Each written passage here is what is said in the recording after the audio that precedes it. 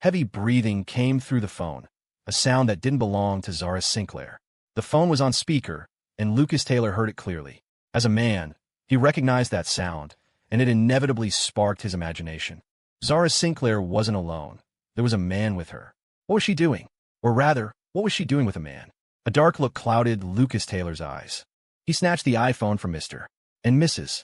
Sinclair and demanded in an accusatory tone, "Zara Sinclair, what's that noise? What are you doing, and who are you with?" His attitude was exactly like a husband catching his wife cheating. Mr. and Mrs. Sinclair stood by stunned. In their 60s, their hearing had begun to fade, and being hard of hearing, they hadn't caught anything amiss. What bewildered them was Lucas Taylor's intense reaction. The voice from the iPhone made Ethan Young's breath hitch. Though it wasn't hot, sweat beaded on his forehead, trickling down his cheek and into his mouth, tasting salty. Zara Sinclair held the phone in one hand while her other fumbled with his buttons. Ethan Young didn't stop her, merely watching her with an indulgent gaze. Worried she might fall, he steadied her waist with one hand, casually resting the other on the sofa armrest, his eyes lowered. His relaxed expression was deceptive. A closer look would reveal the faint flush of restraint creeping up from the corners of his eyes and the throbbing veins in his neck. Naturally, his breathing and heartbeat were unsteady. Seeing Zara Sinclair's hand move lower and lower, Ethan Young gently grasped her wrist. Annoyed at the interruption, Zara Sinclair snapped, "Get lost." Though just one word, it carried significant weight. She didn't want to waste her breath on irrelevant people. "Mr. Sinclair put on an air of authority and scolded. "That's Lucas Taylor. How can you speak like that? You get lost too?" Zara Sinclair's voice turned slightly cold. "This isn't about my attitude anymore. It's about you. If you want to have a peaceful new year, show some sincerity. What's rightfully mine, I won't accept a penny less." So-called parental affection was worthless to her. They needed to take responsibility for their own mistakes. Trying to reconcile with just a few words was pure fantasy. She added a final warning, "Don't even think about guilt-tripping me, because I feel no moral obligation towards you. Think it over before you call me again. Don't waste my time." With that, Zara Sinclair hung up abruptly, giving them no chance to respond. Her gaze returned to Ethan Young. Noticing his disheveled shirt, she feigned surprise. "How did your buttons come undone? Look at me. The moment I answer the phone, my hands get a mind of their own. I don't even know what they've been doing." In just 15 minutes on the phone, 3 of his 7 buttons had been undone. If the call had gone on any longer, wouldn't he have been completely stripped? "Why didn't you stop me?" she asked, meeting his eyes with a playful pout. Ethan Young took her hands and placed them on his shoulders. "Touch me if you want, but don't cross the line." "What line?" Zara Sinclair asked, pretending not to understand, her hands tentatively moving downwards. Everywhere her hands passed elicited a reaction from him. "Is this crossing the line?" And here, her hand traced the lines of his external obliques, finally stopping at the tightest part of his waist. "I feel like you've lost weight." He had only been fasting for 2 days. He couldn't have lost weight that quickly. Still, Ethan Young told her the truth. "I need to cut some weight for a role recently." "You're already so lean, and you need to lose more?" Ethan Young nodded. Zara Sinclair tugged at his shirt. "Doesn't that mean you'll lose your muscle?" "I can build it back later." When Ethan Young had first moved in with Zara Sinclair, she had bought a scale. Thinking he was too thin and needed better nutrition to gain some weight, she had Mrs. Ward prepare lavish dinners every day. Ethan Young had just managed to put on a little weight, and now, after only a few days, he had to lose it again. Zara Sinclair's heart ached for him, and Ethan Young felt a warmth spread through him, like floating in a hot spring. Suddenly, Zara Sinclair hugged his waist tightly, pressing her whole body against him. "No one's bothering us now. Let me recharge for a bit." Ethan Young's physique was exactly her type. Slim with clothes on, muscular without, every muscle perfectly proportioned and defined. Once he lost weight, all this would be gone, so she wanted to take the opportunity to recharge fully. Ethan Young gently held her, his movements tender. Men's body temperature is typically higher than women's, and as soon as Zara Sinclair got close, she felt hot, a heat radiating from the inside out. Young men and women in their 20s and 30s are full of vigor. After the first few tastes of each other, they began to crave each other's bodies. Especially Ethan Young, who, after discovering her rhythm, slowly began to explore. Once he understood her limits, he started probing further, kneading, grasping, pulling, vying like a violent storm, the intensity capable of leaving their surroundings in disarray. Asterisk knock knock. Asterisk 2 knocks sounded at the door. "Ms. Sinclair." The food samples you requested have arrived downstairs. Should they be brought to the office or sent to the cafeteria? Forced to slam on the brakes at such a critical moment, neither of them felt comfortable. Ethan Young reacted quickly, draping the jacket that had fallen on the floor over Zara Sinclair. Her eyes sultry. Zara Sinclair licked her lips, clearly wanting more. Her voice was husky. "Bring them up." Right away, the footsteps retreated. Zara Sinclair slid off Ethan Young, her legs feeling a bit weak. She pretended to be calm as she straightened her clothes. "I need to use the restroom." Although she had initiated things when it came down to it, especially afterward, she still felt shy and passive. Ethan Young steadied her. "Are you okay?" "My legs are a little shaky, no strength." Ethan Young made a move to carry her, but she stopped him. "It's okay, I can manage." Watching Zara Sinclair hurry into the restroom on trembling legs, Ethan Young took a deep breath, trying to calm his agitated heart, but it didn't seem to help much. The lingering warmth and scent on his body relentlessly assaulted his self-control. Ethan Young buttoned his shirt, noticing his belt felt looser. He had indeed gotten a bit too carried away, lost in the moment. Less than 10 minutes later, a staff member brought up the food samples. The office was large and well-equipped. An assistant placed the items from the cart onto the table one by one. Frozen dumplings, steamed buns, sausages, instant noodles, self-heating hot pot, spicy gluten strips, chili crisp sauce. They had everything. Zara Sinclair had accomplished a lot these past few days. Not only had she demanded the factory change the recipes, but she had also slightly redesigned the food packaging to be more eye-catching. "Do you need help taste testing?" Ethan Young asked. Zara Sinclair had intended for Ethan Young to help from the start, but aren't you supposed to be losing weight? A small taste won't hurt. Then I'll make them. The office lacked nothing. Zara Sinclair tossed a sausage into the air fryer and boiled water to steam the frozen items. The once serious office transformed into a relaxed tasting room, filled with enticing aromas. From that phone call, just now, Ethan Young already knew Zara Sinclair had caught the insider causing trouble. What's more, it was Mrs. Sinclair who had let them in, aiming to make Zara Sinclair lose this performance-based contract so Serena Sinclair could get the final inheritance. Zara Sinclair, not one to do things by halves, directly reported Mrs. Sinclair to the police. Now, the factory floor had been renovated, the ingredients switched back to the original suppliers, and they were using the new recipe Ethan Young had provided. Ethan Young tasted a dumpling. The chef had slightly adjusted the ingredient amounts.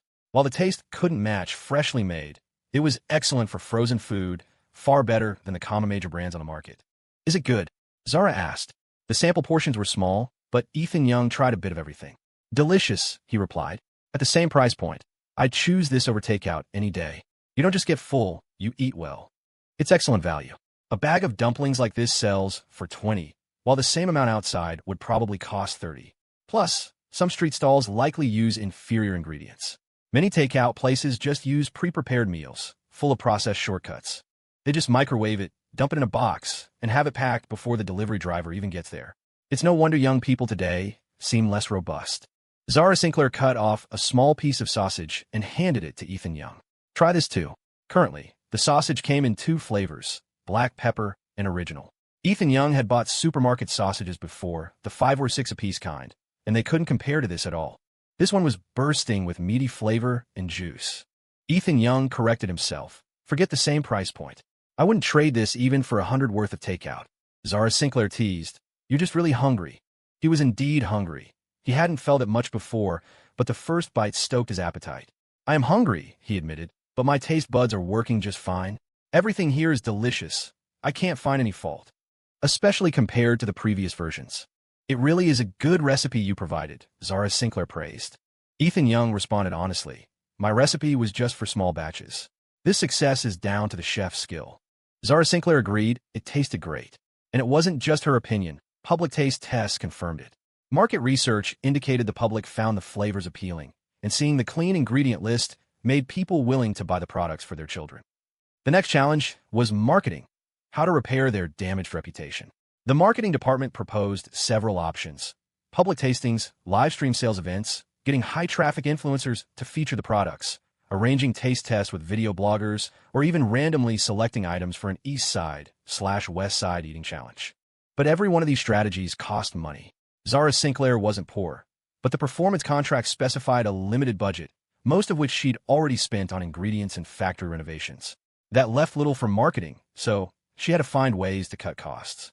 No need to pay for publicity, Ethan Young said, meeting Zara Sinclair's eyes. Believe me, someone else is much more anxious than you right now. They didn't need to say anything more. They understood each other perfectly. Evidently, Zara Sinclair had already thought of this, subtly raising an eyebrow. Bad news travels fast, after all. Negative stories tend to capture public attention much more effectively. Once negative publicity starts trending, the level of engagement and discussion spikes far higher than for positive news. Zara Sinclair rubbed her fingers together thoughtfully. I'm just thinking, she said slowly, how to add a little fuel to the fire. Get someone to unwittingly give me some free promotion. There was a lot of food left over from the tasting. We can't possibly eat all this, Ethan Young said, starting to clean up. I could take the leftovers to the film set. Don't worry about these leftovers, Zara Sinclair said. I'll have someone send plenty of food over to your set tomorrow. You've been filming for ages, and I haven't visited yet. Consider it a treat for the whole crew. Ethan Young accepted. In that case, thank you on behalf of the entire cast and crew. Zara Sinclair put down her plate, her gaze intense as she looked at him. Just thanking me with words? Ethan Young reached out, pulling her into his embrace. His warm breath ghosted over her lips, their noses brushing. Honey, he murmured, the rain has stopped. Time to go home. I'll thank you properly once we're there. That one word, honey, was more potent than any romantic whisper. Zara Sinclair completely melted. Lucas Taylor, thank you for your work today. It's late, you head on home, Mrs. Sinclair said. Ever since Zara Sinclair had hung up, Lucas Taylor had worn a grim expression. He barely registered what Mr. and Mrs. Sinclair were saying, his mind consumed by one thought. Who was that man with Zara Sinclair? What are they doing together so late at night? Details he'd previously overlooked now rushed in like floodwaters breaking through a dam. Zara Sinclair's husky, languid voice, for instance, replayed in his mind, sounding increasingly intimate and suggestive the more he dwelled on it. Lucas Taylor felt agitated, like he was pacing in circles. He gripped his iPhone tightly, his body tense. Mr. and Mrs. Sinclair, he asked, has Zara gotten close to any man recently? The mere mention of Zara Sinclair stoked Mr. Sinclair's anger. He made no effort to understand her. I don't really know what she's up to, he grumbled. During all those years abroad, she hardly ever called me. When she did, it was always about business, never a word about her personal life. Haven't seen her in ages. She looks about the same, but her temper's definitely gotten worse. Probably picked up some bad habits overseas. Lately, Lucas Taylor had been visiting the Sinclairs whenever he had free time, hoping to build rapport with Mr. and Mrs. Sinclair to eventually facilitate switching fiancés. He hadn't realized just how strained their relationship with Zara was. Mr. Sinclair, Lucas Taylor ventured, they're both your daughters. Don't you think you're being a little too cold towards Zara? Mr. Sinclair's face hardened with displeasure. You heard her yourself. Her tone. Is that how a daughter should speak to her parents? You can't blame me for being cold when she shows me zero respect as her father. Mr. Sinclair didn't want to discuss her further. The situation was unresolved, and he was still fuming. He used to be robust, even when hiking, but ever since Zara came back, he felt constantly out of sorts, and his hair was graying rapidly. He was starting to believe the old saying, some children are just born to make their parents miserable. Dealing with her felt like it would shave years off his life. If he'd known it would be like this, he might have wished she'd never been born. Enough about her, Mr. Sinclair said, changing the subject. Let's talk about you and Serena. You've been back for some time now. Have you given any thought to setting a wedding date? Serena and I have talked about it, Lucas replied. Marriage is a decision for the two of us, and we both feel it's a bit too soon. Plus, I just got back from overseas. I need some time to settle in. Mr. Sinclair frowned deeply at Lucas Taylor's explanation, unable to shake a growing suspicion. They'd known each other since they were kids, and they'd been officially together for 5 years now. What was there to settle into? Lucas Taylor's stance was perplexing, especially considering his earlier behavior towards Zara, which had clearly crossed a line. Mr. Sinclair narrowed his eyes, his gaze turning cold and sharp. Lucas Taylor, he said slowly, Serena cares deeply for you. She waited 5 years while you were abroad. Don't you dare let her down. The warning in his voice was unmistakable. He added, you've always been the son-in-law I favored. Lucas Taylor, don't forget you have a fiancé. He was a man too. Why pretend otherwise? Mr. and Mrs. Sinclair themselves had been flighty in their youth, always chasing something new, fickle, often two-timing. Even now, they might sneak off for a fling. Humans aren't built for lifelong devotion. How can anyone possibly love only one woman their whole life? Don't delude yourself thinking love can restrain a man. The only things that work are morality and responsibility. Lucas Taylor might have loved Serena Sinclair initially, but over time, that love faded into habit. After they started dating and got engaged, love naturally turned into responsibility. And for a hot-blooded young man, responsibility is the most boring thing imaginable. They crave freedom, seek adventure, want to conquer anything that defies them. Lucas Taylor had never met a woman like Zara Sinclair, coolly beautiful, utterly dismissive of him. She was like the final level in a video game. The higher the difficulty, the more it ignited his desire to conquer. If it had been anyone else, Mr. and Mrs. Sinclair, drawing on their own experience, might have shared some advice. But this was Lucas Taylor, their daughter Serena Sinclair's fiancé. They couldn't help but apply a double standard. Mr. and Mrs. Sinclair's scrutinizing gaze felt like searing knives on his skin. Despite the cold day, sweat beaded on his neck, and a chill ran down his spine. Suddenly, Lucas felt an urge to throw caution to the wind, to just blurt out everything he'd been holding back. He didn't want to marry Serena Sinclair anymore. He liked Zara Sinclair. She was the one he wanted to marry. If it weren't for the relationship between the Sinclair and Taylor families, he wouldn't have endured this long. An intense itch spread across his chest, like ants gnawing at his flesh. Just as Lucas was about to speak, Mr. and Mrs. Sinclair, as if reading his mind, cut him off. Lucas Taylor, what you like isn't necessarily what's right for you. You cannot wrong Serena Sinclair. You cannot jeopardize the relationship between the Sinclair and Taylor families. Many things in this world can't be decided purely on feelings. You're a 26-year-old adult, not a 6-year-old child. You need to have a sense of responsibility and a moral compass. Though Mr. and Mrs. Sinclair didn't spell it out, the warning was clear enough. They knew what Lucas was thinking, knew he was hesitating, panicking, weighing his options. Life presents many choices, moments where you hover at a crossroads. Even when you know one path is wrong, the urge to take the risk remains.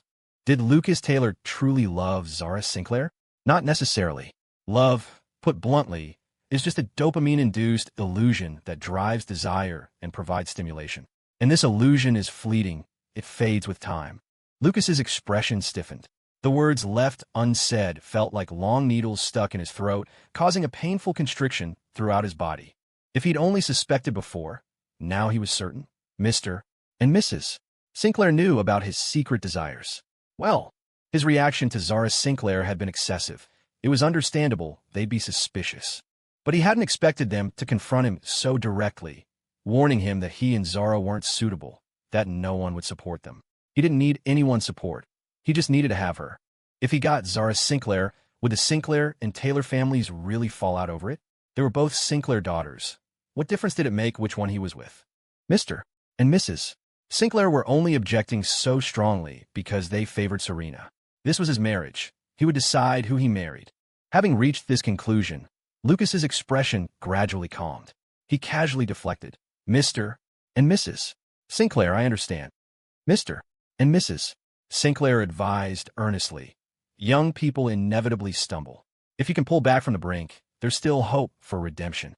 Lucas felt annoyed. Just as he was about to make an excuse to leave, his iPhone rang. He glanced at the caller ID. It was the private investigator he hired. He hadn't expected the PI to investigate Ethan Young so thoroughly in just one day. Mr. and Mrs. Sinclair, something's come up. I have to go. All right, remember what I said. Don't make a mistake. They couldn't resist one last lecture, even as he was leaving. Lucas could only nod. Turning away, he answered the call. Sir, I've sent Ethan Young's file to your email. Please check it. Let me know if you have any questions. While still on the phone, Lucas opened the file. The information was clear, almost too clean, not like a normal person's record. No bad habits, not much of a social life. Being an actor, most of his contacts were work-related. Looking at his life story, it could be summed up in one word: unlucky. There was a popular saying online that could be adapted for Ethan Young. Sick sister, deceased parents, broken home, dropped out of school. He'd been an actor for years, but was still obscure. In short, completely useless. A man like that wasn't worth mentioning. Certainly not fit to be his rival. Crushing him would be as easy as crushing an ant. No bad habits, no real skills. Lucas couldn't figure out what Alice Taylor saw in him. Probably just mesmerized by his face, like those starstruck fangirls these days. Finding no useful information, Lucas was disappointed and also suspicious. He felt that no one's record could be that clean. The cleaner it looked, the dirtier things likely were beneath the surface. Mr. Lucas Taylor, do you have any questions? Yes. Lucas asked, somewhat indirectly. Are there any women with the surname Sinclair around him? The reply came quickly. No. How could there be none? He'd seen Zara Sinclair get into Ethan Young's car with his own eyes just last night. Could it be true, what Alice Taylor said, that Ethan Young drove for a ride-sharing service at night to earn money? Thinking about it, if Zara Sinclair was the unattainable moon, then Ethan Young was lowly mud. It was impossible to connect the two. During her 5-year contract abroad, there was never any rumor of Zara being involved with any man. The men around her were either employees or business partners met at work functions.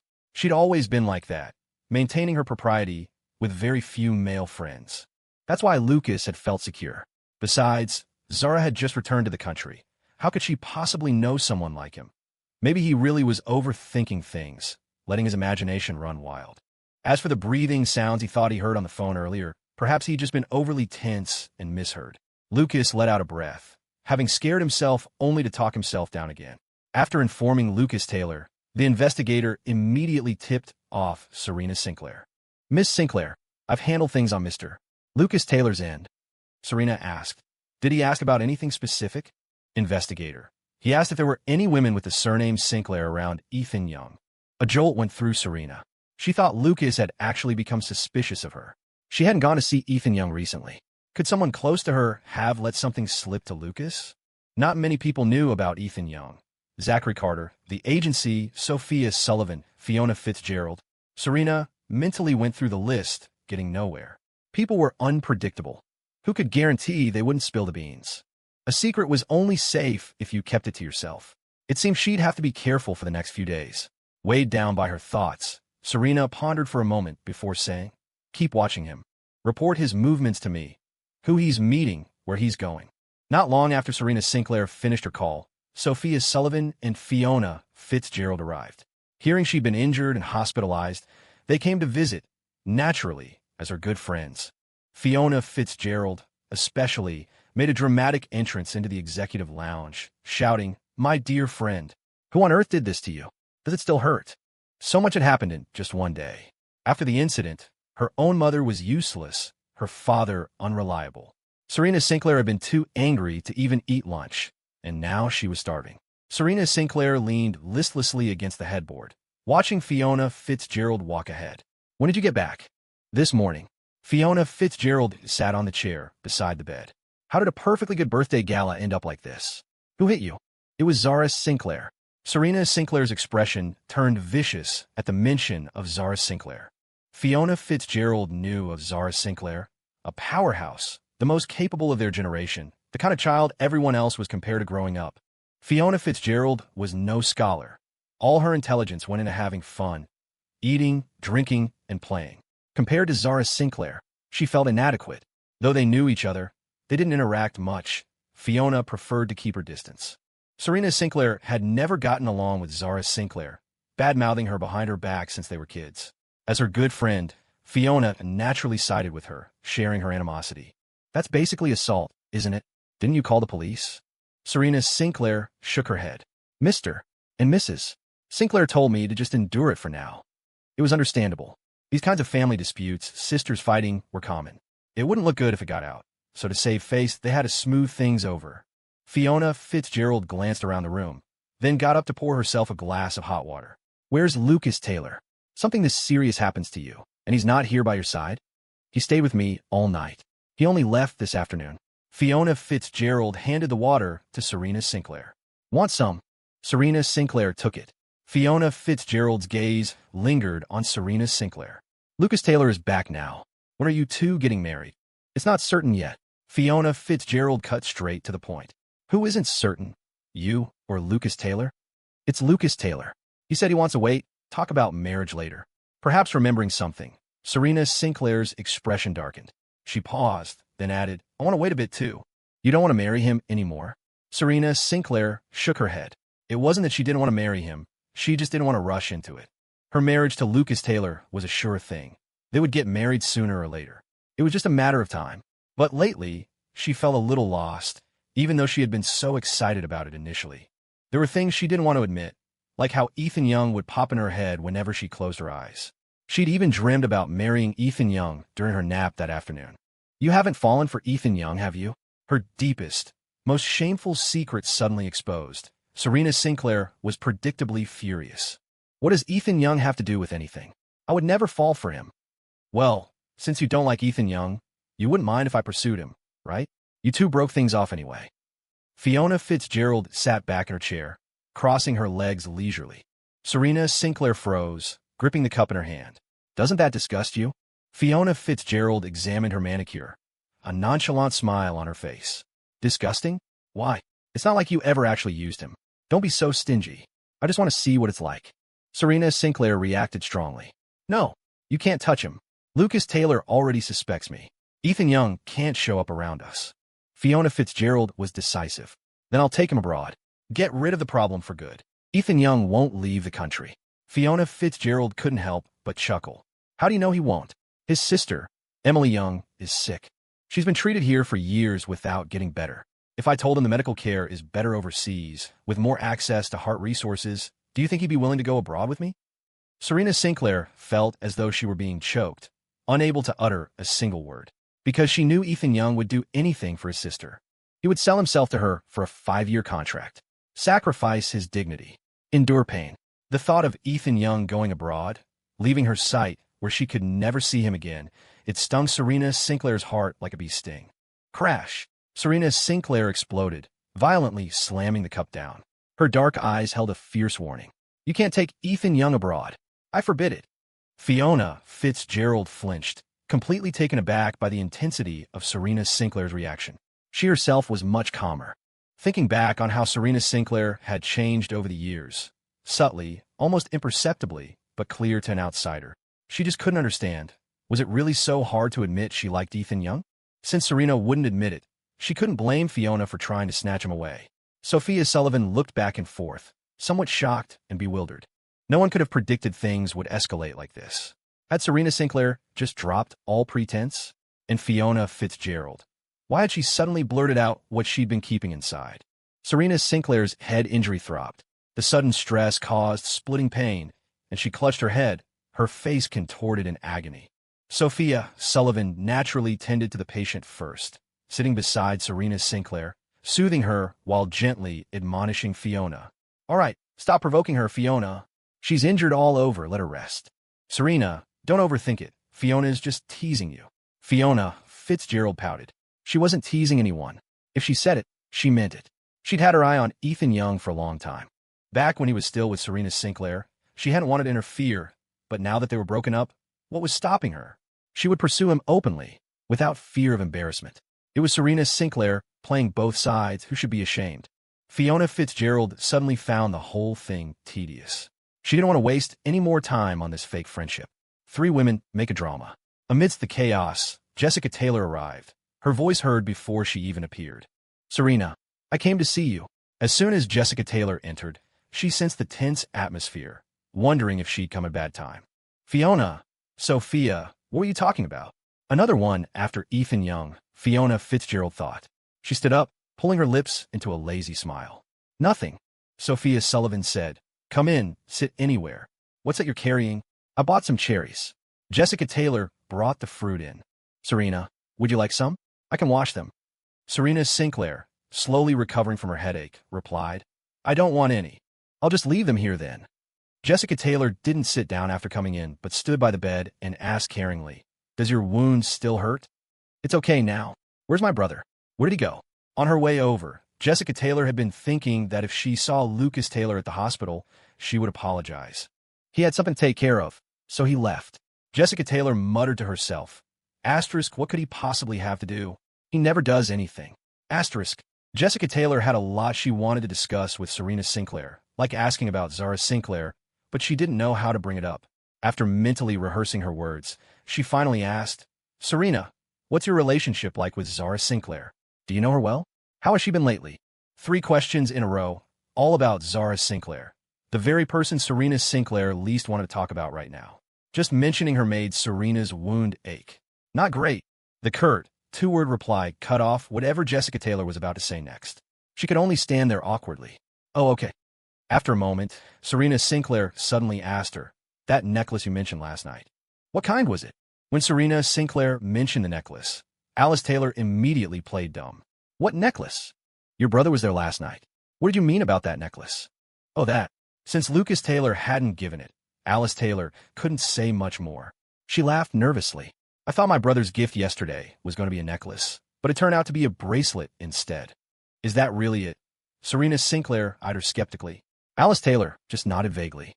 In truth, she was just as confused. She couldn't understand why Lucas Taylor would buy a $20 million necklace and then not give it to Serena Sinclair yesterday, opting for a $200,000 bracelet instead. Does giving a necklace require a special occasion? Yesterday certainly hadn't been very auspicious. If it had been, Serena Sinclair wouldn't have gotten beaten up. "Last night, you also mentioned Ethan Young." Serena Sinclair abruptly changed the subject. "Why did you suddenly say he was great and that you understood him? Have you two met?" As she spoke of Ethan Young, her gaze sharpened, carrying an intimidating pressure.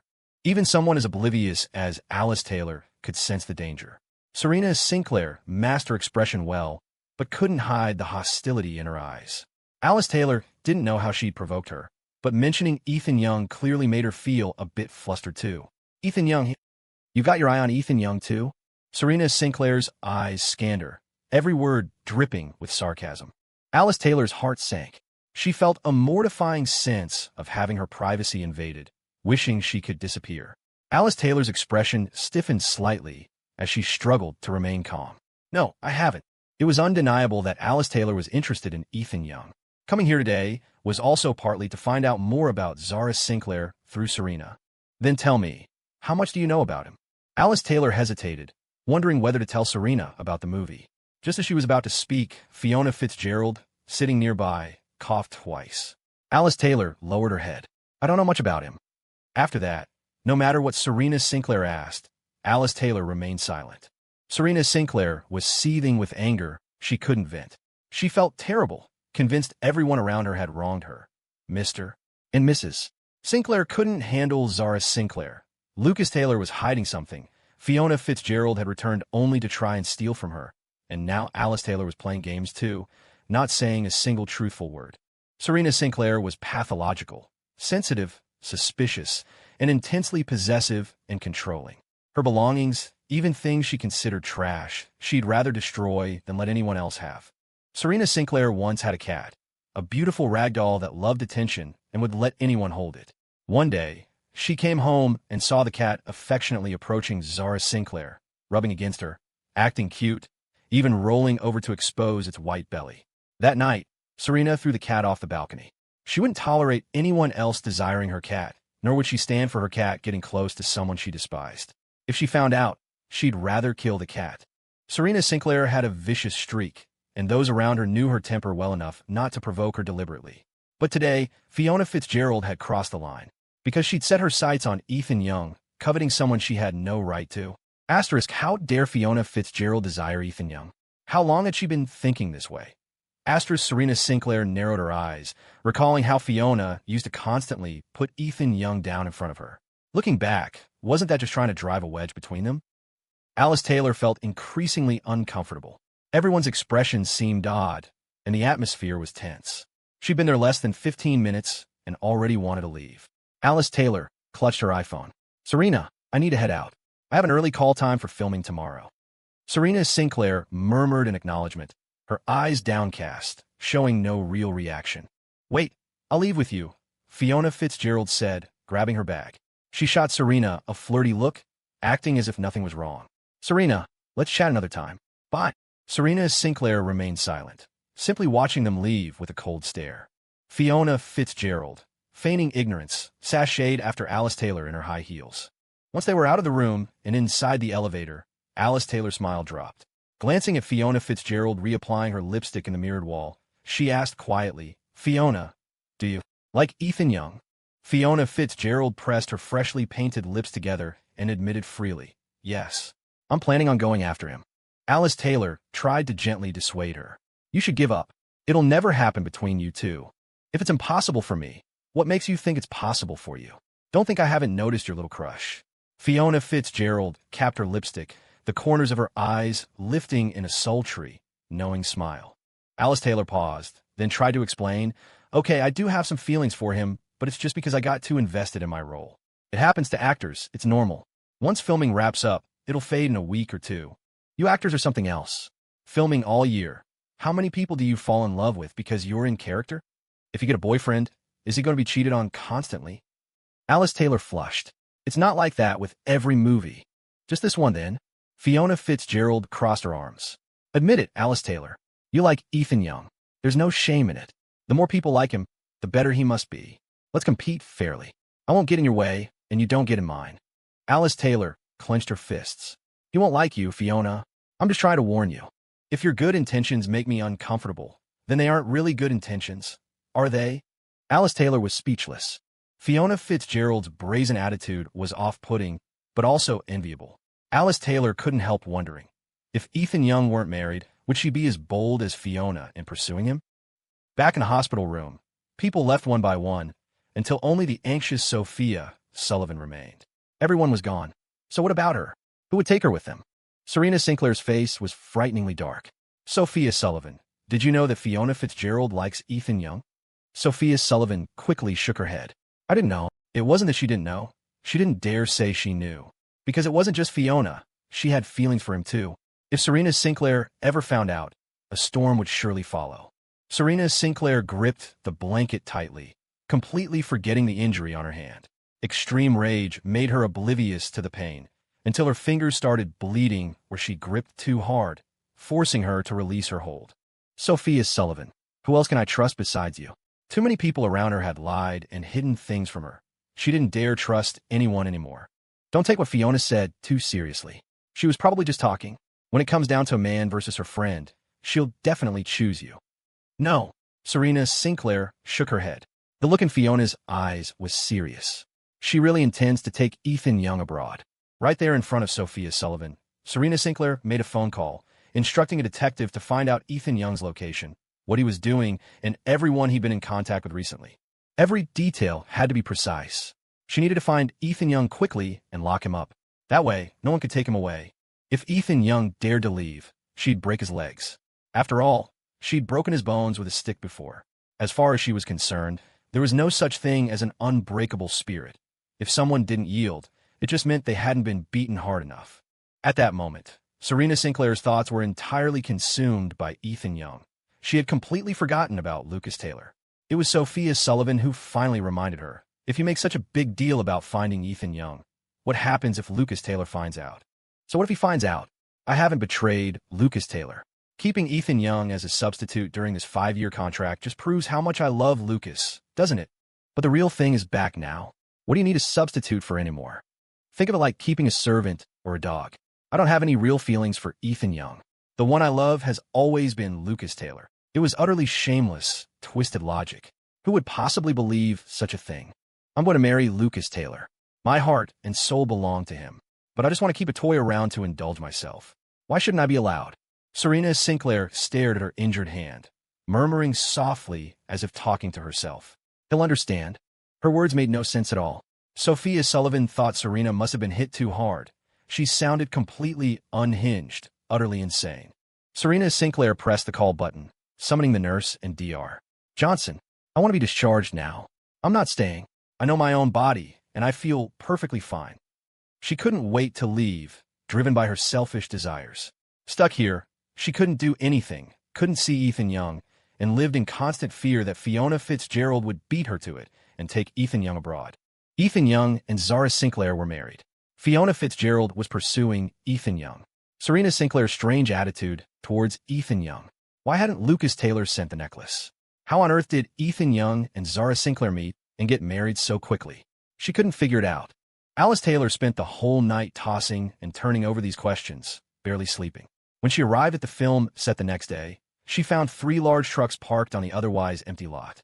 Banners reading, "Wishing Coward Box Office Success," hung from them, the most prominent featuring a support poster for Ethan Young. Crew members were setting up pots, boiling water for dumplings, steamed buns, and noodles. Seeing Alice Taylor, Liam Lawrence approached her enthusiastically with a bowl of dumplings. "Alice Taylor, have you had breakfast? Come grab some dumplings." Alice Taylor walked over. "What's all this? Have you heard of the brand Jijia Foods?" Liam Lawrence popped a dumpling into his mouth, wincing as the hot broth scalded his tongue. Their new boss is apparently a huge fan of Ethan Young. When she heard he was filming here, she sent 3 truckloads of stuff to visit the set. Everyone gets a whole case. They brought all these pots too, set up before dawn this morning to make us fresh breakfast. Alice Taylor froze. Of course, she knew Gia Foods. She also knew the new boss was Zara Sinclair. Zara wasn't Ethan Young's fan. She was his wife. This so-called set visit wasn't about support. It was about staking her claim. Alice Taylor bit her lower lip, watching the dumplings boiling and tumbling in the large pot. The aroma was enticing, but she had absolutely no appetite. Her heart felt heavy and tight. I'm trying to lose weight recently. No appetite. Are you sure? Just try one. One will make you gain weight. It seemed whenever someone declared they were dieting, temptations immediately appeared. Alice Taylor turned and practically fled. She was afraid if she stayed any longer, her strained expression and her hidden, unwelcome feelings would be exposed. Gia Foods was a much-discussed brand, but mostly for negative reasons. Rumors circulated about rotten or spoiled meat, food tasting like gasoline or plastic. Anything but actual food. So, when people saw Gia Foods giving out free food, no one initially wanted any, even for free.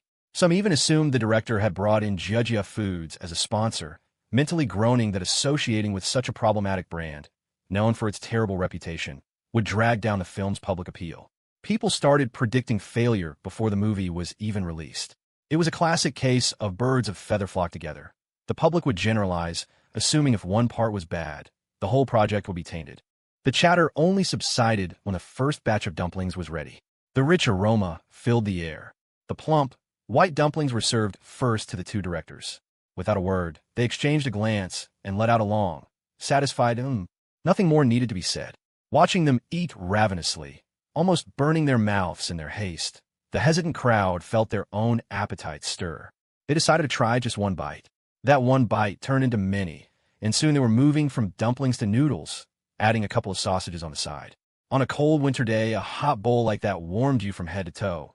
The feeling was incredibly comforting. Hearing the positive comments around him, Ethan Young smiled, satisfied. He walked over to the directors. How's the taste? Both directors gave him a simultaneous thumbs up. How did Gia Foods get so delicious? Did they change their recipe recently? I remember hearing not long ago that they used meat from dead pigs. Zombie meat, even. Ethan Young got straight to the point. I plan to insert some product placement. Liam Lawrence paused. Ow! Replace the food props with these. Ethan Young gestured towards the dumplings and buns. Liam Lawrence thought for a moment. It's possible, but is this product really okay? Ethan Young stated seriously. I can guarantee you, both the food and the brand are perfectly fine.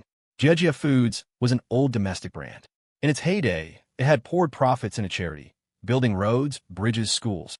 It had declined in recent years, and while the charity work lessened, the brand still showed up during disaster relief efforts.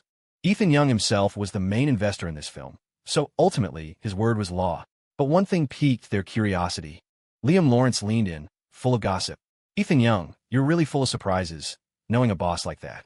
I'm curious, what's your relationship with her? Is she really just your fan? It doesn't feel like it. If it was just a fan thing, why would you be helping her promote? Hank Harrison's eyes lit up. Then he added suggestively, don't tell me you two are. Ethan Young neither confirmed nor denied, just held a faint smile. I need to go prepare. As soon as Ethan Young left, the 2 directors exchanged shocked glances. Could be we guessed right. He didn't deny it, which means it's true.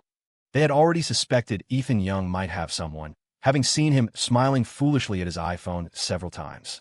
Directors are adept at noticing such subtle expressions. Ethan Young was a great actor, but subconscious reactions in real life couldn't be faked. They just hadn't expected his partner to be someone so significant, a major boss. This suddenly explained why Ethan Young had dared to invest so much money in the film. Skill was one thing, but having that kind of backing provided serious confidence. During filming, when Alice Taylor saw the food props on the table, she instantly understood Ethan Young's plan. He was secretly swapping the movie props for Gia products to promote Zara Sinclair's brand. People tend to notice what they're preoccupied with, and Alice started seeing Gia everywhere. The fridge full of dumplings and steamed buns, related snacks, and spicy gluten strips on the sofa and coffee table. Alice Taylor voiced her dissatisfaction on spot. Director, why change the props to these? Don't you know this brand has a terrible reputation? It will definitely hurt the film's appeal when it's released. She then turned and whispered fiercely to Ethan Young. How could you pull sneaky tricks like this for your own selfish reasons? This isn't just your movie. What if there's a problem? Can you handle the fallout? Ethan Young hadn't even told Zara Sinclair about this. He wanted it to be a surprise for her when the movie came out. As for Alice Taylor's concerns about the brand's reputation, he understood her worry. He didn't argue, but simply sent her the information he had already prepared. We did our research. The ingredient list is clean, the products are fine, and clarifications have already been posted online. Jejia Foods is a legacy brand, 15, 20 years old. It's not just negative press. They do charity work every year, disaster relief, donations. They haven't missed a beat. The food quality issues only cropped up recently because someone internally was lining their own pockets at the company's expense. Those problems have been resolved now, so there's no credibility issue. Ethan Young explained earnestly. Alice Taylor stared at the files on her iPhone, a clear investigation report, but she couldn't focus past the halfway point. He had gone to such great lengths for Zara Sinclair. Liam Lawrence also chimed in. Alice Taylor, this was the investor's decision. If everyone else had decided, what could she say? Alice Taylor asked Ethan Young. Is the investor Zara Sinclair? Ethan Young shook his head. No. It never occurred to Alice Taylor to suspect Ethan Young himself. In her eyes, he was still the poor, pitiful guy who had lucked out marrying Zara Sinclair. She just assumed he must have a good relationship with the investor, given his roles as screenwriter and male lead, so his suggestions would carry weight. Does Zara Sinclair know you're doing this? Ethan Young shook his head again. Not yet. It's a surprise for her. After learning about Zara Sinclair's performance-based contract, he had wanted to help her. You'd really go this far for her. Alice Taylor let out a short, bitter laugh. So what has she done for you? A lot. More than me, better than me. Big things and small things. Many hidden in the details, things others might deem unimportant, but which he couldn't ignore. In love, you didn't need to keep score or measure who gave more. Mutual happiness was what mattered most. Asterisk, I understand you're playing hard to get. You understand my feigned reserve. About my head, you stand on tiptoe. You laugh with me. I indulge your antics. You know my heart. I understand your meaning. Never tiring of each other's company. Never bored by idle chat. Never perfunctory. Never neglectful. Asterisk, whenever Ethan Young mentioned Zara Sinclair, his eyes lit up. Alice Taylor felt like she had swallowed a handful of dry pills, stuck painfully in her throat, releasing waves of bitterness. To focus on the upcoming scenes, Ethan Young decided to stay with the crew on set. Zara Sinclair helped him pack his suitcase. The new couple had to live apart shortly after getting together. Zara Sinclair hated to see him go, holding him tightly as if to recharge. Ethan Young shared the good news about his relationship with Zara Sinclair with his sister, Emily Young. Emily Young was remarkably calm upon hearing it. In her view, her brother was the best in the world, and whether he was single or not depended entirely on his own whim. Ethan Young asked, Aren't you surprised? Emily Young replied coolly, A little, maybe, but it's completely within my expectations. Ethan Young chuckled. You could predict this? Emily Young shook her head slightly, speaking like a wise elder. Bro, maybe you haven't realized it yourself, but every time you mention sister Zara Sinclair, you're smiling. You haven't smiled like that in a very long time.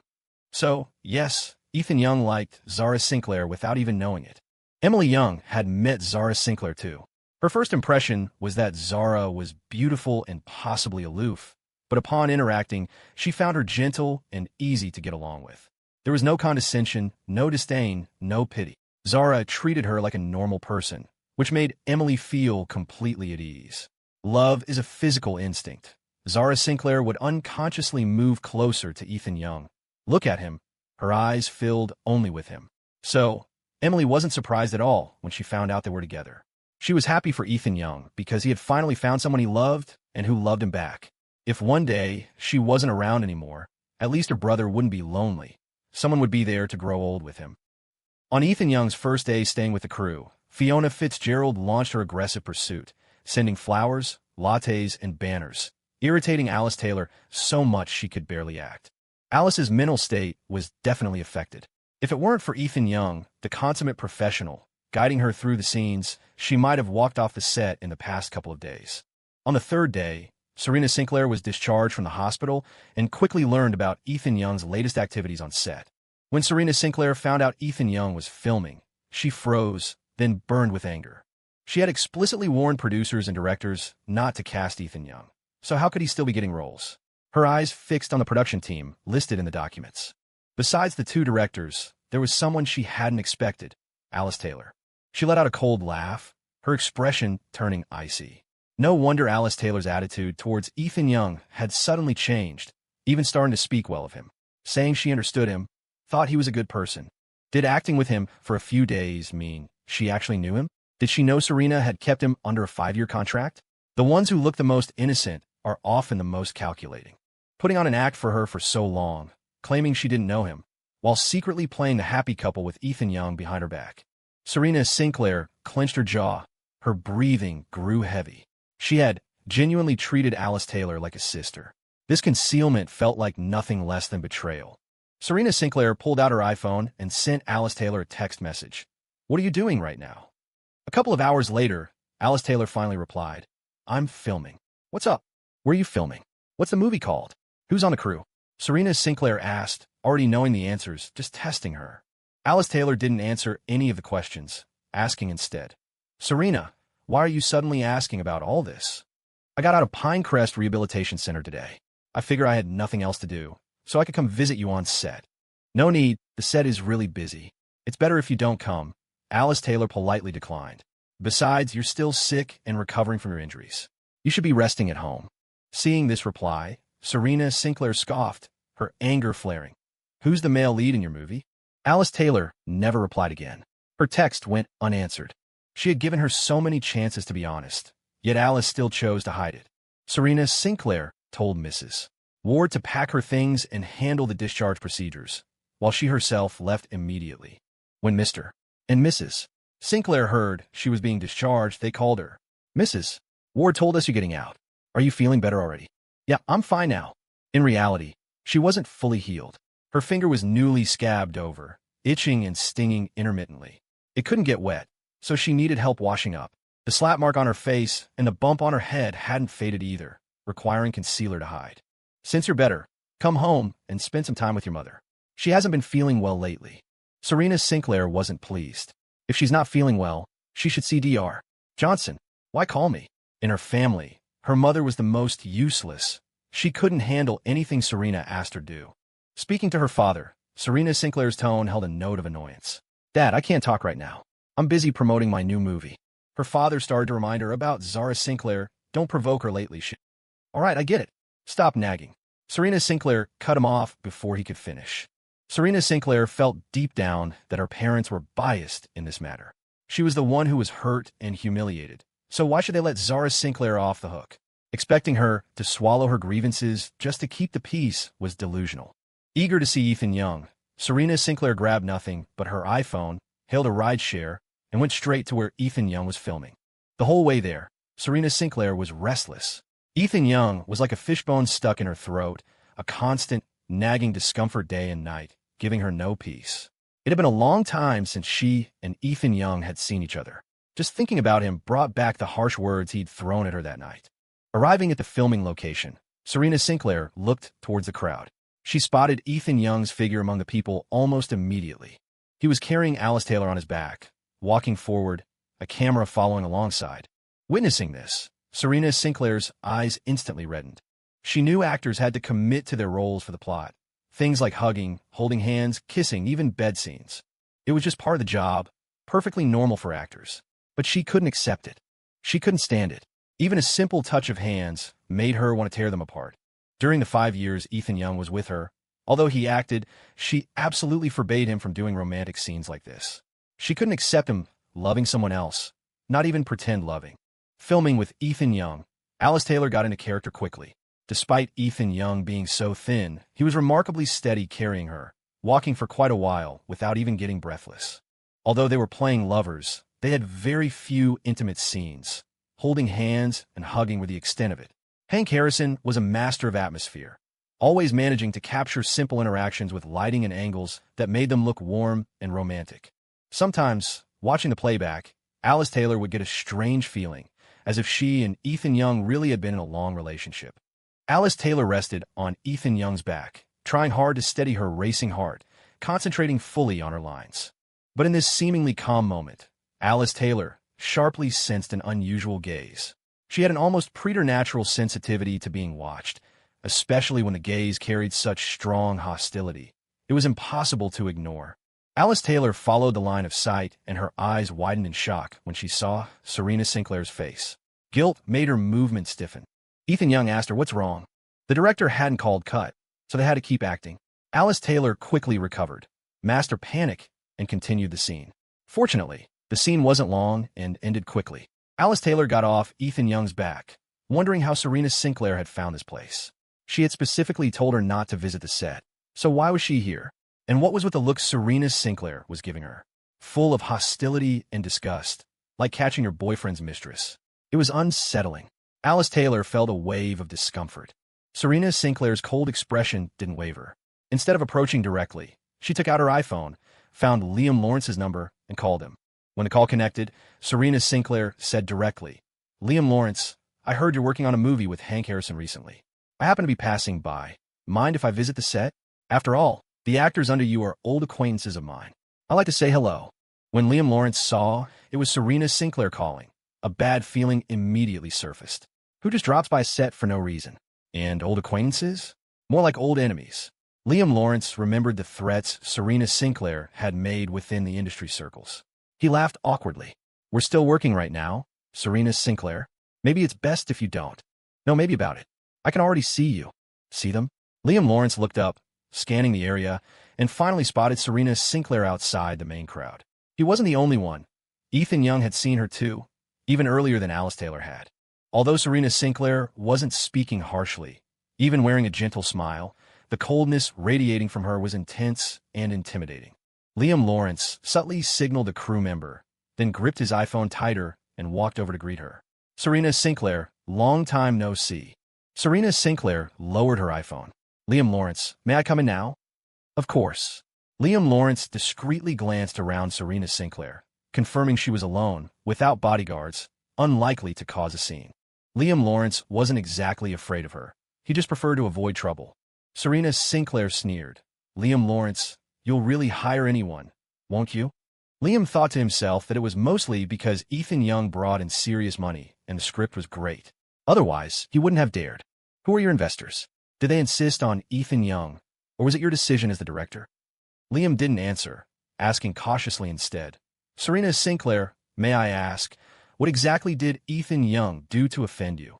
"He displeased me." Liam froze. Just because she was displeased? She was threatening to blacklist him over that. That was ruthless. Ruining someone's livelihood was a serious offense. "If there's some misunderstanding, let's talk it out. Ethan Young is a good actor. Telling him he can't take roles, isn't that essentially ruining him?" Ethan Young was a good actor. Over the month Liam had worked with him, he'd clearly seen his growth. Just when Liam thought Ethan had reached his limit, he'd do even better the next time, as if his potential was infinite. Dedicated, professional young actors like Ethan Young were truly rare in this industry. Liam couldn't bear to see such talent buried. Serena said harshly, "I want to ruin him." Liam was speechless. There's a certain type of person who's simply jealous of others' goodness. The better someone else is, the more it highlights their own flaws, so they want to destroy it. Liam figured Serena Sinclair was pathologically jealous. To put it bluntly, she was sick, mentally ill. She needed psychiatric help before she spent her days persecuting people for kicks. Perhaps his thoughts showed in his eyes because Serena snapped furiously, "What kind of look is that?" Liam snapped back to reality, his expression shifting as he scrambled for an excuse, just as Alice Taylor walked over. "Serena, what brings you here?" It wasn't hard to detect the hint of annoyance in Alice Taylor's voice. Serena Sinclair couldn't stay calm, especially after seeing Alice Taylor. Her gaze grew even more menacing, startling Alice into stopping short. Serena didn't waste words. "How long have you been filming with Ethan Young?" Alice thought for a moment, then answered meekly, "About a month." "Why didn't you tell me you've been working together for so long?" Alice didn't know why she felt guilty. Serena wasn't Zara Sinclair, and besides, she and Ethan Young were just filming a movie. It was normal work. Why was Serena questioning her with that tone, as if she were catching her husband with a mistress? As the youngest daughter of the Taylor family, Alice had also been spoiled growing up, treated no less grandly than Serena Sinclair. Suppressing her discomfort, she explained, "I thought about telling you before, but you have such strong opinions about Ethan Young, I didn't know how to bring it up." It was the truth. She had planned to mention it the night of Serena Sinclair's birthday gala, but her brother had interrupted her. Serena Sinclair scoffed, starting a rumor right there in front of everyone. "You knew Ethan Young was scum, and you still dare to act with him? Aren't you afraid this movie won't even get released because of him? Alice quickly retorted, he's not scum. Serena, you don't believe me? Alice said seriously, I believe what I've seen with my own eyes. You've only known him a month. How much could you possibly have seen? Serena suddenly grabbed Alice Taylor's hand. You're forbidden from filming this movie any further. Come back with me. Alice stared in disbelief, suddenly thinking Serena and her brother were a perfect match, both telling her to quit her job and come home at the drop of a hat. This was her business. Why did everyone feel the need to stick their nose in? The more Alice thought about it, the angrier she got, her tone growing colder. I'm not quitting. I signed a performance-based contract. Worst case, I'll pay the breach of contract penalty for you. Alice yanked her hand away. I don't need you to. Alice Taylor, what is that supposed to mean? I'm telling you to come back for your own good. What future is there filming with someone like Ethan Young? And I've warned you repeatedly, Ethan Young has a powerful backer. He's scum. Enough. Alice cut her off. Serena, why are you reacting so strongly? Even if he were a scumbag, I'd be the one he's messing with. What does it have to do with you? Besides, he hasn't done anything to me. We're just filming normally. I make my own decisions about my life. Don't use it for your own good as an excuse to decide for me. Even my own brother doesn't have the right to control me. So, who do you think you are? Alice was losing patience. She couldn't understand what was so bad about Ethan Young, what he'd done to offend them that everyone felt the need to stomp on him.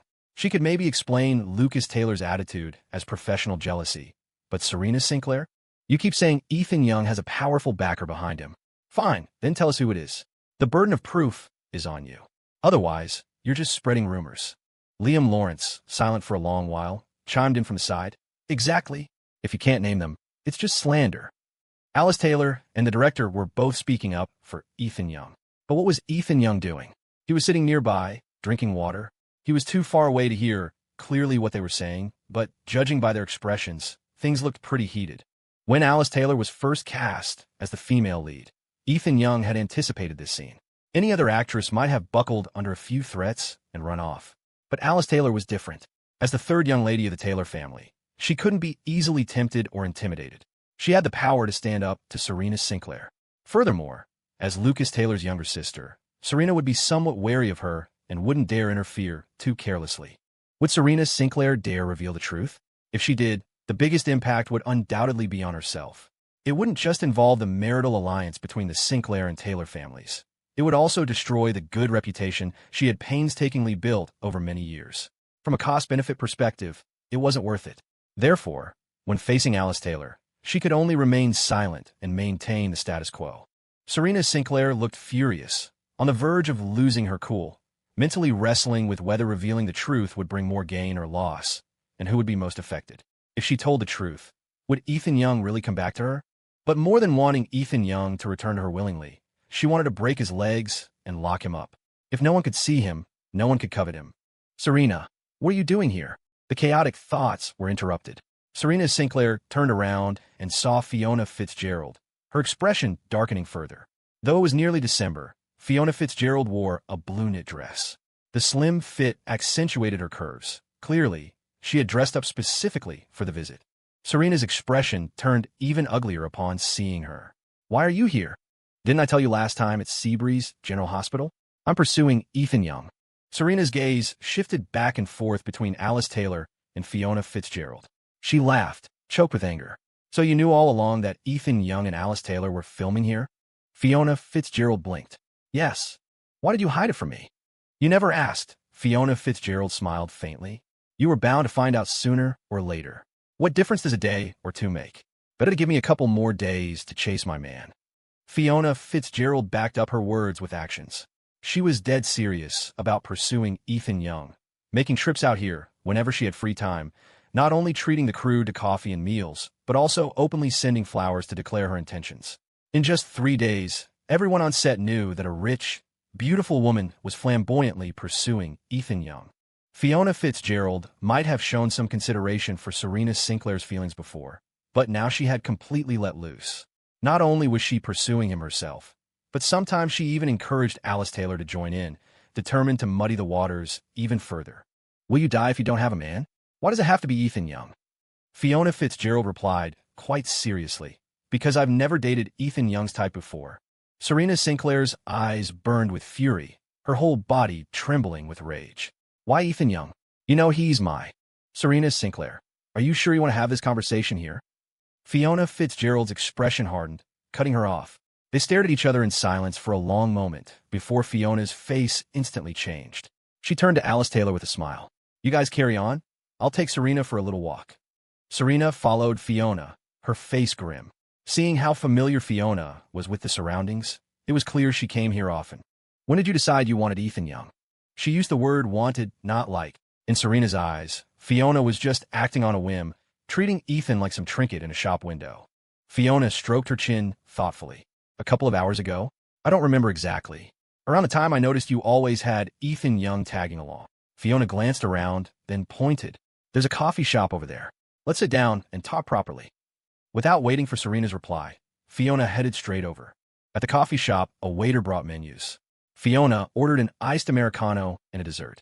Serena assumed Fiona had presumptuously ordered the dessert for her and said coldly, I'm not having any. Fiona laughed. This is for me. Order what you can eat. Be careful not to overdo it. What was she implying? Serena looked Fiona straight in the eye. I order what I like. If I can't finish it, I'd rather throw it away than give anyone else a single bite. Fiona leaned back in her chair, arms crossed, choosing her words carefully. Nobody wants your leftovers. But the point is, you never actually got to eat it, did you? Serena felt like she'd stepped on a landmine. Fury surged through her. That's enough, Fiona Fitzgerald. I put up with you for long enough. You know perfectly well Ethan Young is my man. You can have any man you want. Why do you have to steal mine? Or do you just get off on being the other woman, on wrecking people's relationships? Haven't you ever heard the saying? Toothbrushes and men shouldn't be shared. Fiona didn't get angry. She just tilted her head at Serena. Let me correct you. A month ago, he was your man, yes. But not anymore. And you two never dated, so there's no home wrecking involved. Please try to use accurate terms. I simply developed feelings for Ethan Young. It's not about wanting to take him from you. As Fiona said this, her tone held a rare hint of sincerity. Fiona had certainly seen her share of men, sampling nearly every type of male model the clubs had to offer. But someone like Ethan Young, she'd been looking for years and had never met anyone else like him. Those as good-looking weren't as well-behaved. Those who were well-behaved weren't as perceptive. And those who were savvy lacked his sincerity. Serena was seething, her fingertips trembling uncontrollably. She was so enraged her head was buzzing. Just then, the waiter brought the coffee and dessert. Before he could even set them on the table, Serena snatched the coffee and threw it straight at Fiona Fitzgerald. Fiona froze for 2 seconds, then erupted. Serena Sinclair, are you insane? Thankfully, it was iced Americano. If it had been hot coffee thrown in her face, she could have been scarred. She knew Serena was awful, but she hadn't expected this. She tried to talk reasonably, and Serena resorted to violence. Serena slammed the empty cup down, scanning Fiona with a vicious glare. You love playing around with men so much, you're so dirty. You think Ethan Young would want you? Dressing like such a slut to seduce people. Aren't you cheap, Fiona Fitzgerald? Fiona wasn't exactly mild-tempered herself. She'd long been sick of Serena's pretentious act behind her back. Now that the gloves were off, there was no need for hypocrisy. Fiona stood up, grabbed the birthday cake from the table without a word, and smashed it over Serena's head, following up immediately with a hard slap across her face. The slap stunned Serena. Her body reacted faster than her mind, though, and she instantly lunged back at Fiona. When women fight, it's usually slapping, hair-pulling, scratching, pinching, twisting. Unfortunately for Serena, her hand hadn't fully healed. Her injured fingers lacked strength, so Fiona easily overpowered her, pinning her to the ground. Serena's hair and face were covered in birthday cake. The last time she'd been this humiliated was just 3 days ago. Fiona yanked her hair. Did you think I was the only one after Ethan? What about Sophia Sullivan? If the Sullivan family business didn't depend on yours, she'd have made her move just like me long ago. You spoiled brat with your terrible personality and rotten temper. In these 5 years, Ethan Young practically ruined you by enabling you. You used him as a substitute, treated him like dirt, threw him away, used tricks to keep him tethered, tossing him aside whenever you felt like it, playing with him like a toy. And now you say you can't bear to lose him? What? Suddenly playing the sentimental card. What about Lucas Taylor, then? Serena's eyes blazed, her pupils trembling. Instead of worrying about how others are doing, maybe you should worry about yourself. I heard you recently signed some performance-based contract with your sister. Seems her Sinclair Foods Inc. is doing better and better. You, on the other hand, tough year for the film industry, wasn't it? Lost quite a bit, I bet. Everything's riding on this last movie. Fiona pressed on aggressively, relentlessly, her words tumbling out too fast for Serena to get a word in. If you want to make a huge scene today, I won't stop you. But you'd better think carefully if you can handle the consequences. If it gets out that you were keeping a substitute lover while engaged, what do you think the public will say? Will your audience still buy what you're selling? Serena gasped for breath, her body shaking with a mixture of rage and shock. She truly hadn't realized that all her best friends had their eyes on Ethan Young. If she had known, she would never have brought him around them. Her face turned deathly pale, making her bloodshot eyes look terrifyingly red, as if she wanted to tear Fiona apart alive. Fiona kept her pinned. Serena Sinclair, don't bite off more than you can chew. Trying to have your cake, and eat it too. Be careful your stomach doesn't burst. If Lucas Taylor finds out about you screaming and fighting like this, how are you going to explain it to him? And your parents? Mr. and Mrs. Sinclair? Will they support you? You already can't measure up to Zara Sinclair. Are you planning on losing your inheritance too? Fiona gave a delicate laugh, her eyes filled with icy mockery. You really are pathetic. Fiona and Serena had once been genuinely good friends. Fiona loved making friends, had a wide circle, and always thought of Serena first whenever there was something fun to do or good to eat. Their relationship started in elementary school, continued through middle school, high school, and even university, always at the same institutions. And because they were so close, Fiona knew exactly where to twist the knife to inflict the most pain. Serena truly wished she could rip Fiona to shreds. Her barely healed fingers were bleeding again, the stinging pain in her hands nothing compared to the ache in her heart. Fiona knew her weak spots too well.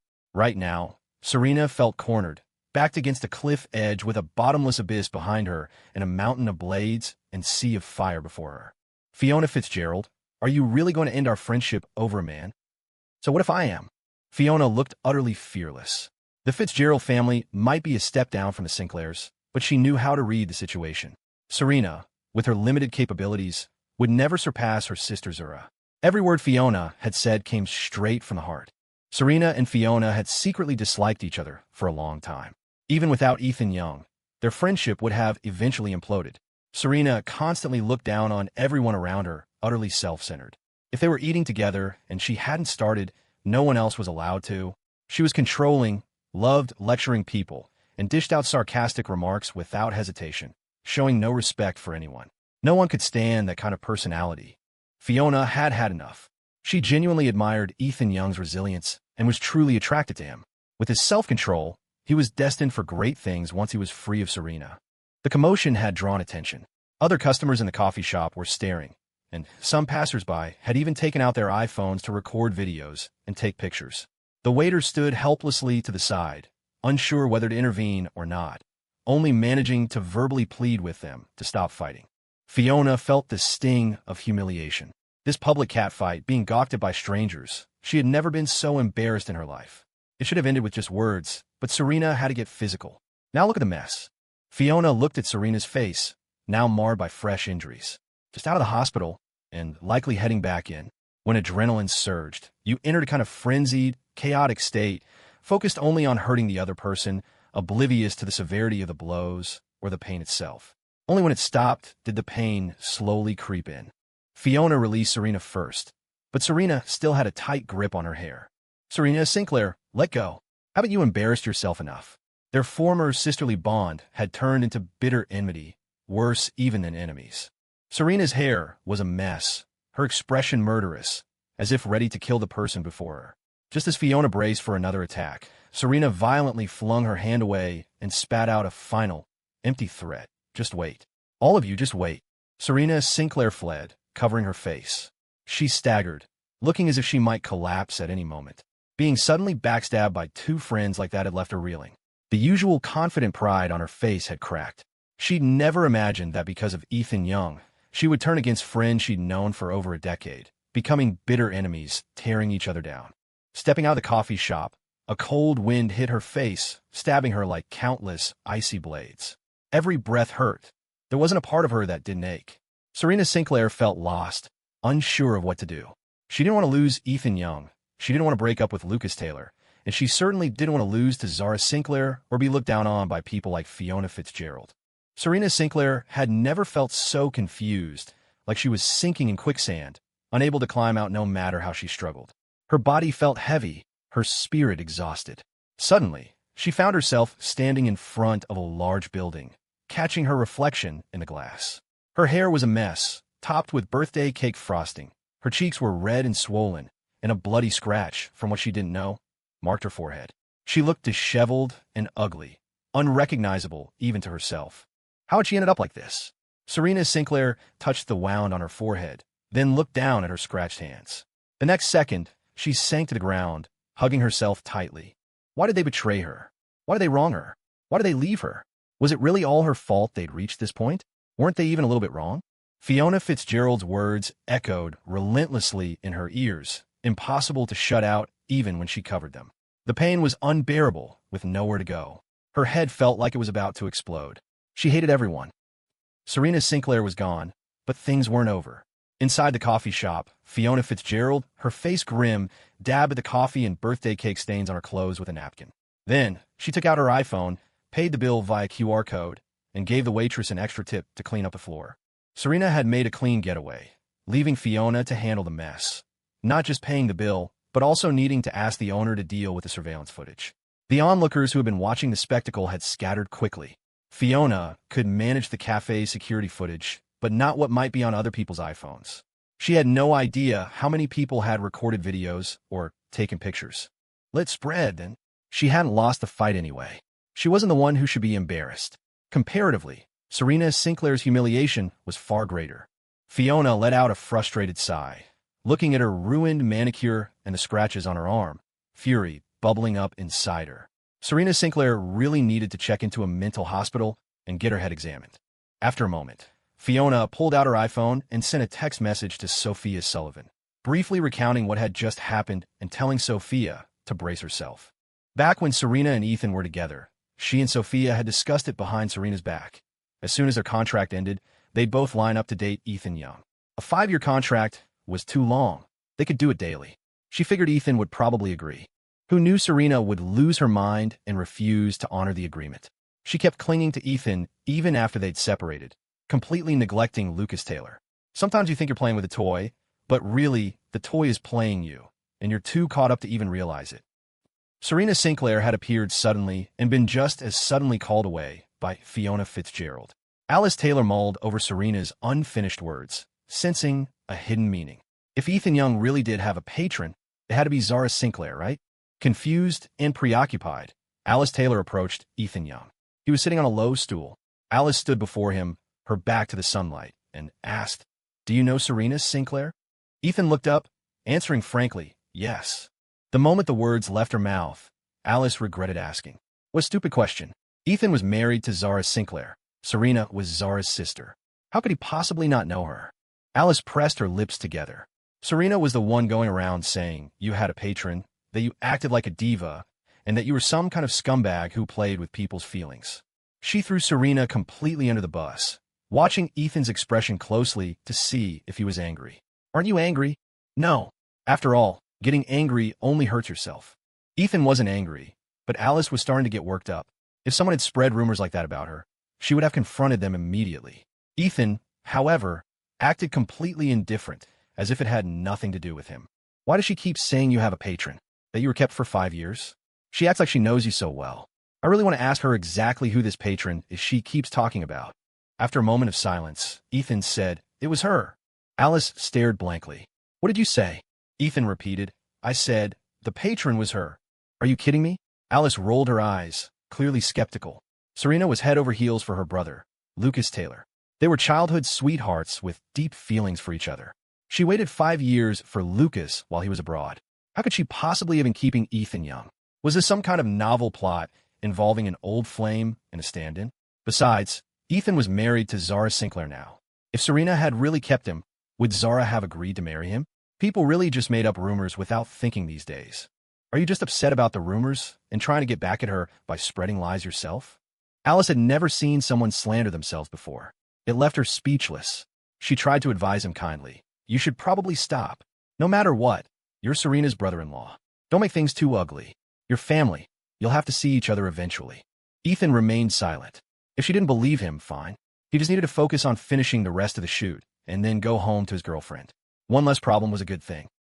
Thankfully, Serena Sinclair didn't return after she left.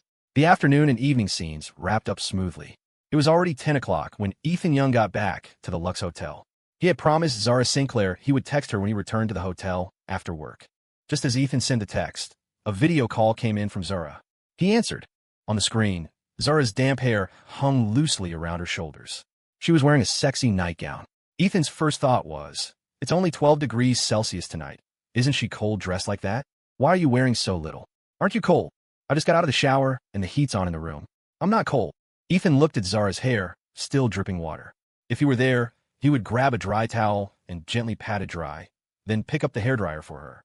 To others, Zara projected the image of a capable, strong businesswoman. But with him, she liked to act soft and playfully demanding, like a completely different, girly woman. The contrast was striking, but Ethan liked her no matter which side she showed. Ethan reminded her, dry your hair first so you don't catch a cold. Okay, watch me dry it. I want to chat with you. Okay. Zara propped her iPhone on the vanity, making sure Ethan had a clear view, then took out her hairdryer and plugged it in. At first, Ethan thought she was just drying her hair, but slowly, he realized something was off. Zara's nightgown was loose and thin. As she lifted her arms and bent over, there was an expanse of pale skin, revealing the deep valley of her cleavage, with hints of black lace peeking out. Ethan Young looked away. The moment he did, Zara Sinclair called out, I'm right here in front of you. Why are you looking away? Ethan turned his gaze back. Zara held a hairdryer in one hand, running the other through her hair. She was wearing a red silk nightgown today, low-cut in the front. Strands of her hair, blown by the warm air, drifted towards her chest, getting caught in her bra. She reached down to pull them out, then tilted her head back slightly, revealing the perfect lines of her neck and shoulders. Her fair cheeks were flushed pink from the heat. When she opened her eyes to look at the iPhone screen, Zara's gaze held a seductive allure, like a vixen deliberately trying to bewitch him. Ethan paused, feeling a rush of heat travel downwards. At first, he'd thought Zara's exposure was accidental, but now he was sure it was intentional. Ethan was used to Zara teasing him. She loved seeing his restraint, seeing him lose control, seeing the veins bulge in his neck and the flush spread across his cheeks and ears. Ethan's gaze flickered uncertainly, his breathing growing heavier. Am I beautiful? Zara suddenly asked. Ethan nodded, his voice hoarse. Beautiful. Ethan watched her blow-dry her hair for 15 minutes until her damp locks became fluffy and voluminous, making her look even more captivating. Ethan had dried Zara's hair for her back home. She liked to lie on the bed with her head resting on his lap, her hair cascading down like a waterfall. Zara put down the hairdryer and swept her hair to one side, applying serum. As she did, she asked, It's getting late. You should go wash up. Okay. Ethan reached out to end the video call. Zara stopped him. Don't hang up. But I need to take a shower. Zara teased. Just prop the iPhone up in the bathroom. I'll watch you. Ethan. Zara frowned sadly. Can't I? We're so far apart, and we haven't seen each other in so long. I want to look at you more. Besides, it's not like I haven't seen you at home. Asterisk, not only seen, but touched too. Asterisk, the thought of not being able to have her was frustrating enough. Now she wouldn't even let him look away? Zara put on an aggrieved expression, suddenly leaning close to the screen, magnifying her flawless face. Her eyelashes trembled, her eyes reddening. She could change expressions faster than some professional actors. Ethan had never been able to refuse Zara's requests. Just the upper body should be fine, he thought. All right. Zara's lips curved into a triumphant smirk. She quickly urged him, Go take your shower. Ethan took the iPhone and propped it on a shelf on the wall, adjusting the direction and angle to make sure nothing below would be visible before he started undressing. He still felt a little self-conscious, glancing at Zara on the screen. He saw she had picked up a bottle of body lotion and started applying it, smoothing it over her arms, her neck, her collarbone. Even though the water temperature was cool, he felt hotter the more he washed, rinsing off quickly in just a few moments. Finished already? Was I bothering you? You weren't bothering me. When Ethan spoke again, his voice was even hoarser. Asterisk, so he wasn't completely unmoved. Asterisk. Zara was deliberately punishing him.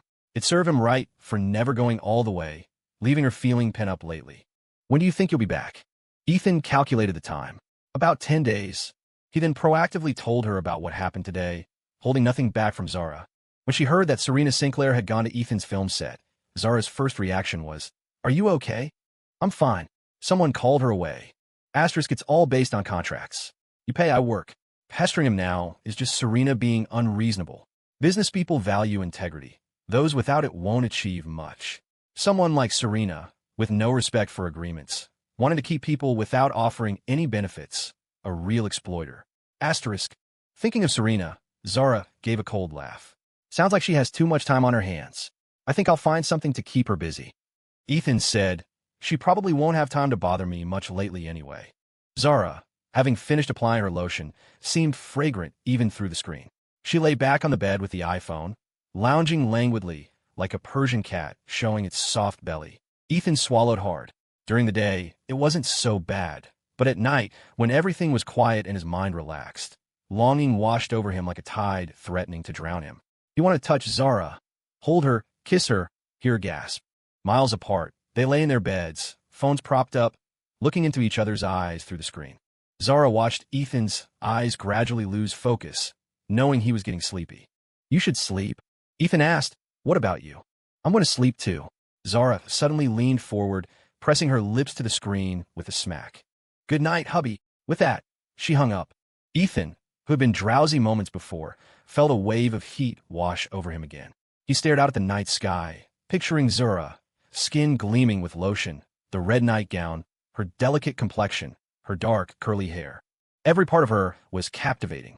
These past few days with Zara had tested Ethan's self-control yet again. He had always been rather indifferent towards sex, lacking interest, like a monk living an ascetic life. Until Zara appeared, stunning at first sight, captivating the longer he knew her. Her casual provocations always left him parched with desire. It wasn't that he was emotionally cold. He just hadn't met the one person who could stir those feelings in him. Meanwhile, after hanging up, Zara flipped over in bed, picked up her iPhone, found some text messages in her block list, took screenshots, and sent them to Serena Sinclair with an added note. Control your fiancé. The easiest way to keep someone busy was to start a fire in their own backyard, leaving them no time to bother anyone else. A couple of hours later, as expected, Serena called, demanding furiously, Zara Sinclair, what is the meaning of this? Zara replied calmly, it means exactly what it says. I hope you can keep your man under control. Stop letting him bother me. My phone's storage is precious. I don't have space for his nonsense. Don't be so full of yourself. Why would Lucas Taylor be interested in you? Stop trying to stir up trouble behind my back. Serena absolutely refused to believe Zara, but the content of the text messages was undeniable. The more Serena looked, the angrier she got, feeling like her chest would explode. Zara Sinclair, aren't you shameless? If Lucas really has feelings for you, it must be because you seduced him. Zara laughed. A maggot wallowing in filth always thinks everyone else is there to fight it for a piece. You? Zara cut her off sharply, getting straight to the point. Tell your fiancé to stop asking what I like. At her last birthday gala, he even tried to give me a necklace. That necklace was just like your taste, incredibly tacky. Serena immediately remembered the surveillance footage from that night. Her eyes practically bulged with fury as she screamed, Zara Sinclair, why don't you just die? Why didn't you die overseas? Don't worry, I'll outlive you. By the way, how are the bruises on your face healing? Need me to add some more color for you? Serena's face was already a mottled mess of purple and red. It certainly didn't need more color. Coupled with the beating she'd taken today, the new bruises on top of the old made her face look like an enchanted painter's palette. Serena sounded completely unhinged, gripping her iPhone tightly. Zara Sinclair, you bitch. Slut. You're just a shameless homewrecker. Cheap trash. Do you think every man wants you? They just want to sleep with you. Use you up until you're ruined. Trash like you should have just rotted away abroad. Serena spewed insults without filter for over a minute. When she finally paused, she realized the call had ended long ago. When Serena tried calling back, the system tone indicated the line was busy. Clearly, Zara had blocked her. Zara Sinclair hung up after her last sentence and promptly blocked Serena Sinclair. Serena Sinclair always had a short fuse, a firecracker personality that ignited at the slightest provocation. Zara could just imagine Serena on the other end of the line, unleashing a torrent of abuse. Standing there and taking it was foolish. Zara preferred direct action. If she couldn't act, she'd walk away. No point wasting precious emotional energy on unimportant people. Zara tossed her iPhone aside. Give Serena Sinclair something to focus on. Keep her too busy to seek attention from Ethan Young. She didn't mind redirecting Serena's focus onto herself. Serena had resented her for ages. A little more or less made no difference. Better to push her resentment to the absolute limit, make her sick with rage, maybe even drive her to her breaking point. With trouble brewing at home, Serena would be occupied for the next few days.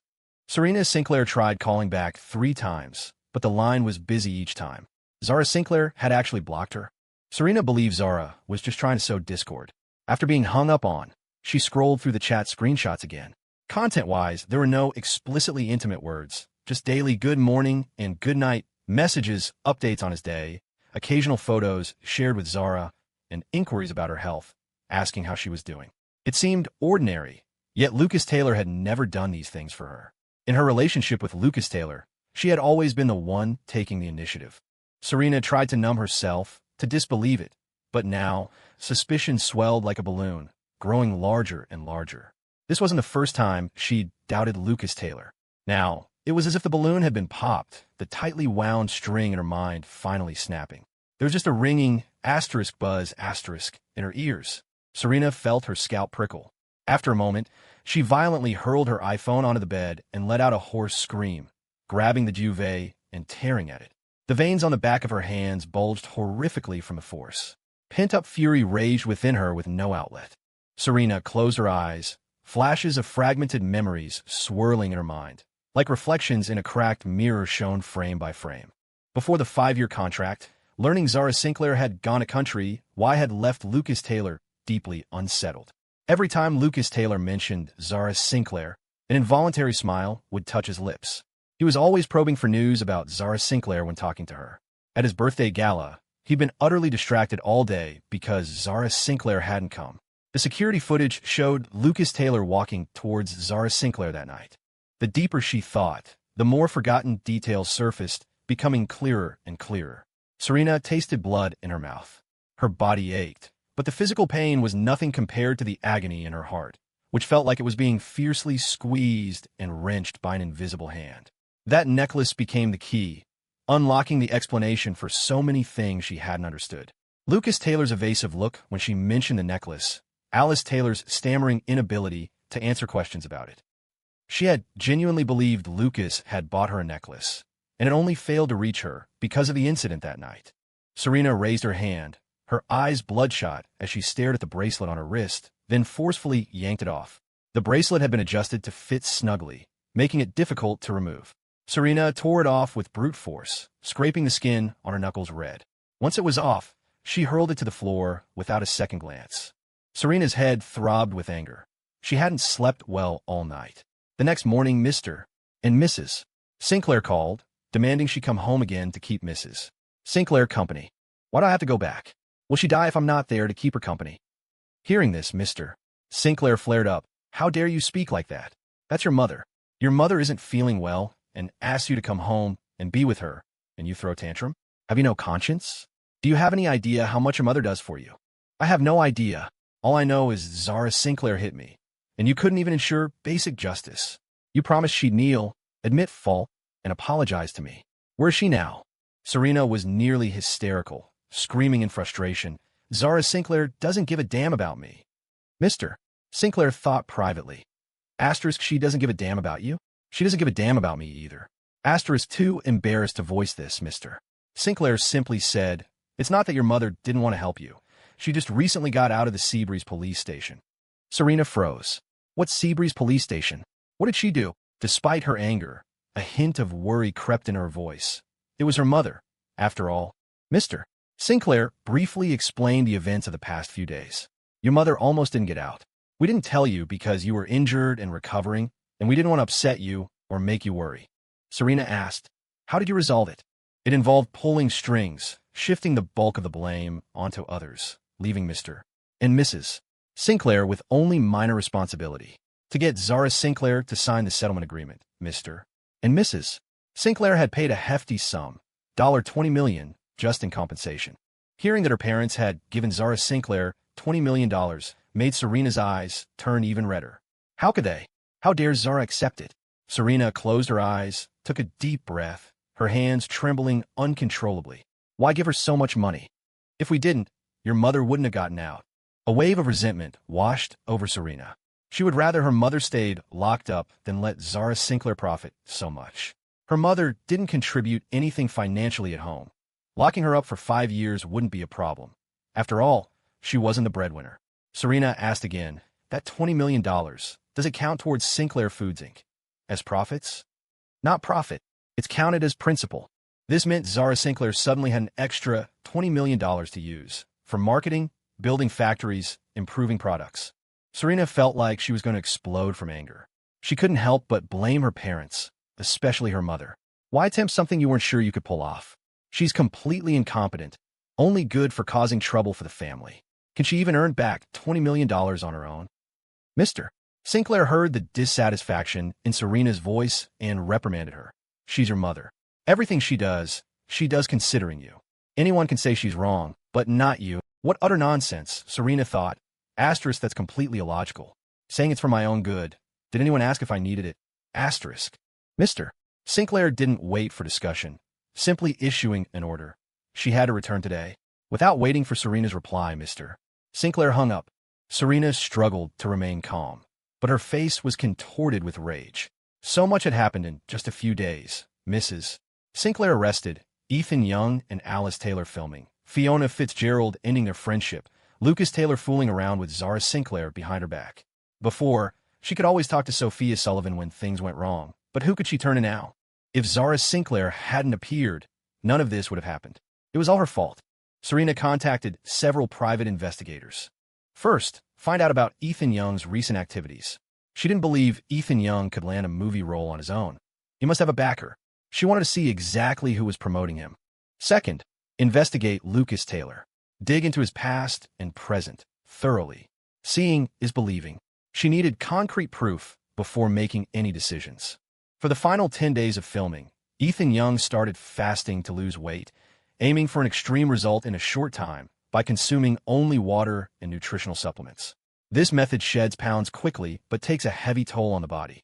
With little time left, he had to push his body to its limits as fast as possible to achieve the perfect look for the role. Fortunately, he wasn't disturbed during these days, immersing himself completely in his acting. Fiona Fitzgerald tried to visit a few times, but was stopped by the security guards Alice Taylor had hired. Alice Taylor, wary after the previous incident, took precautions by increasing security to prevent outsiders from disrupting their work. During the final 3 days of shooting, Ethan Young had lost the weight, but his face still looked too healthy. Hank Harrison studied his face for a while, looking troubled. Ethan Young, for the sake of authenticity, do you think you could pull an all-nighter or two? Then go makeup-free for the scenes. Ethan Young nodded immediately. No problem. Alice Taylor, standing nearby, was worried sick. Are you sure you can handle that? You don't need to destroy your health for a role. It's not worth it. Not just Alice Taylor. Everyone on set watching Ethan Young push himself relentlessly these past few days was concerned, fearing he might collapse mid-scene. Ethan Young reassured them. I know my body. This isn't my limit yet. I can handle it. Since he insisted, no one else could say much more. Every evening after returning, Ethan Young made time to video call Zara Sinclair.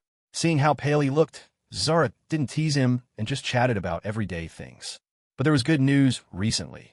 The cardiologist from overseas was already on their way and would be able to examine Emily Young in the next couple of days to determine a treatment plan. Not only was the doctor coming, but there was also finally some news about a potential heart donor, unlike the previous fruitless search. Hearing two pieces of good news back to back, Ethan Young was so overjoyed he didn't know what to say, resorting to repeated thanks. If you really want to thank me, Zara said, you can pay me back with your body. Zara Sinclair had always been bold. She believed you had to speak your mind for the other person to know what you wanted. People have mouths to say what they think, to openly express their desires and share their feelings honestly. Zara Sinclair looked at him with a playfully reproachful gaze. Every time you're close, but don't follow through. Who are you trying to torture? Ethan Young, who was drinking water, nearly choked. He couldn't help but marvel at Zara Sinclair's boldness. She'd say anything, and without a hint of shyness when she said it. I can make you feel good in other ways. It doesn't have to be. Ethan coughed awkwardly. I don't think that's enough. I still want to get to know you. Intimately, Zara said, deliberately suggestive. The mere phrase sparked the imagination. While talking to Ethan Young, Zara Sinclair was lying on her bed, her legs crossed neatly. Ethan Young, have I ever told you it was love at first sight for me? Ethan Young nodded. Yes. A lot of people say love at first sight is just lust. I don't think being attracted to someone physically is anything to be ashamed of. If I say I want your body, that I want to sleep with you, would you think badly of me? No. Then why can't it be the other way around? Or Am I not attractive enough? You have no sexual interest in me. No, that's not it. Ethan Young quickly refuted. You're very attractive. I'm holding back every time. Zara Sinclair knew Ethan Young was holding back. She could feel his physical reaction every time she teased him. The next time we meet, promise me you won't hold back. I prefer you restless than perfectly composed. Oh, and avoid cilantro for the next few days. Save your rap party for me. Zara Sinclair's voice was melodious, tinged with a subtle, almost imperceptible hint of seduction. Such flirtatious words carried the heat and ambiguity of adult desire, their gazes filled with passion and frankness. Judging by her tone alone, it didn't necessarily scream lust. But meeting her eyes felt like sharp scissors cutting through the screen, snipping away his clothes piece by piece. This intense contrast oscillated, like living through fire and water, making it impossible to resist. If Zara Sinclair were right in front of Ethan Young, he wouldn't hesitate to silence her with a kiss. The air crackled with unseen heat, palpable yet intangible. Both felt the strain, frustrated that the fire they'd ignited themselves had to be extinguished by themselves too. It was truly self-inflicted torture.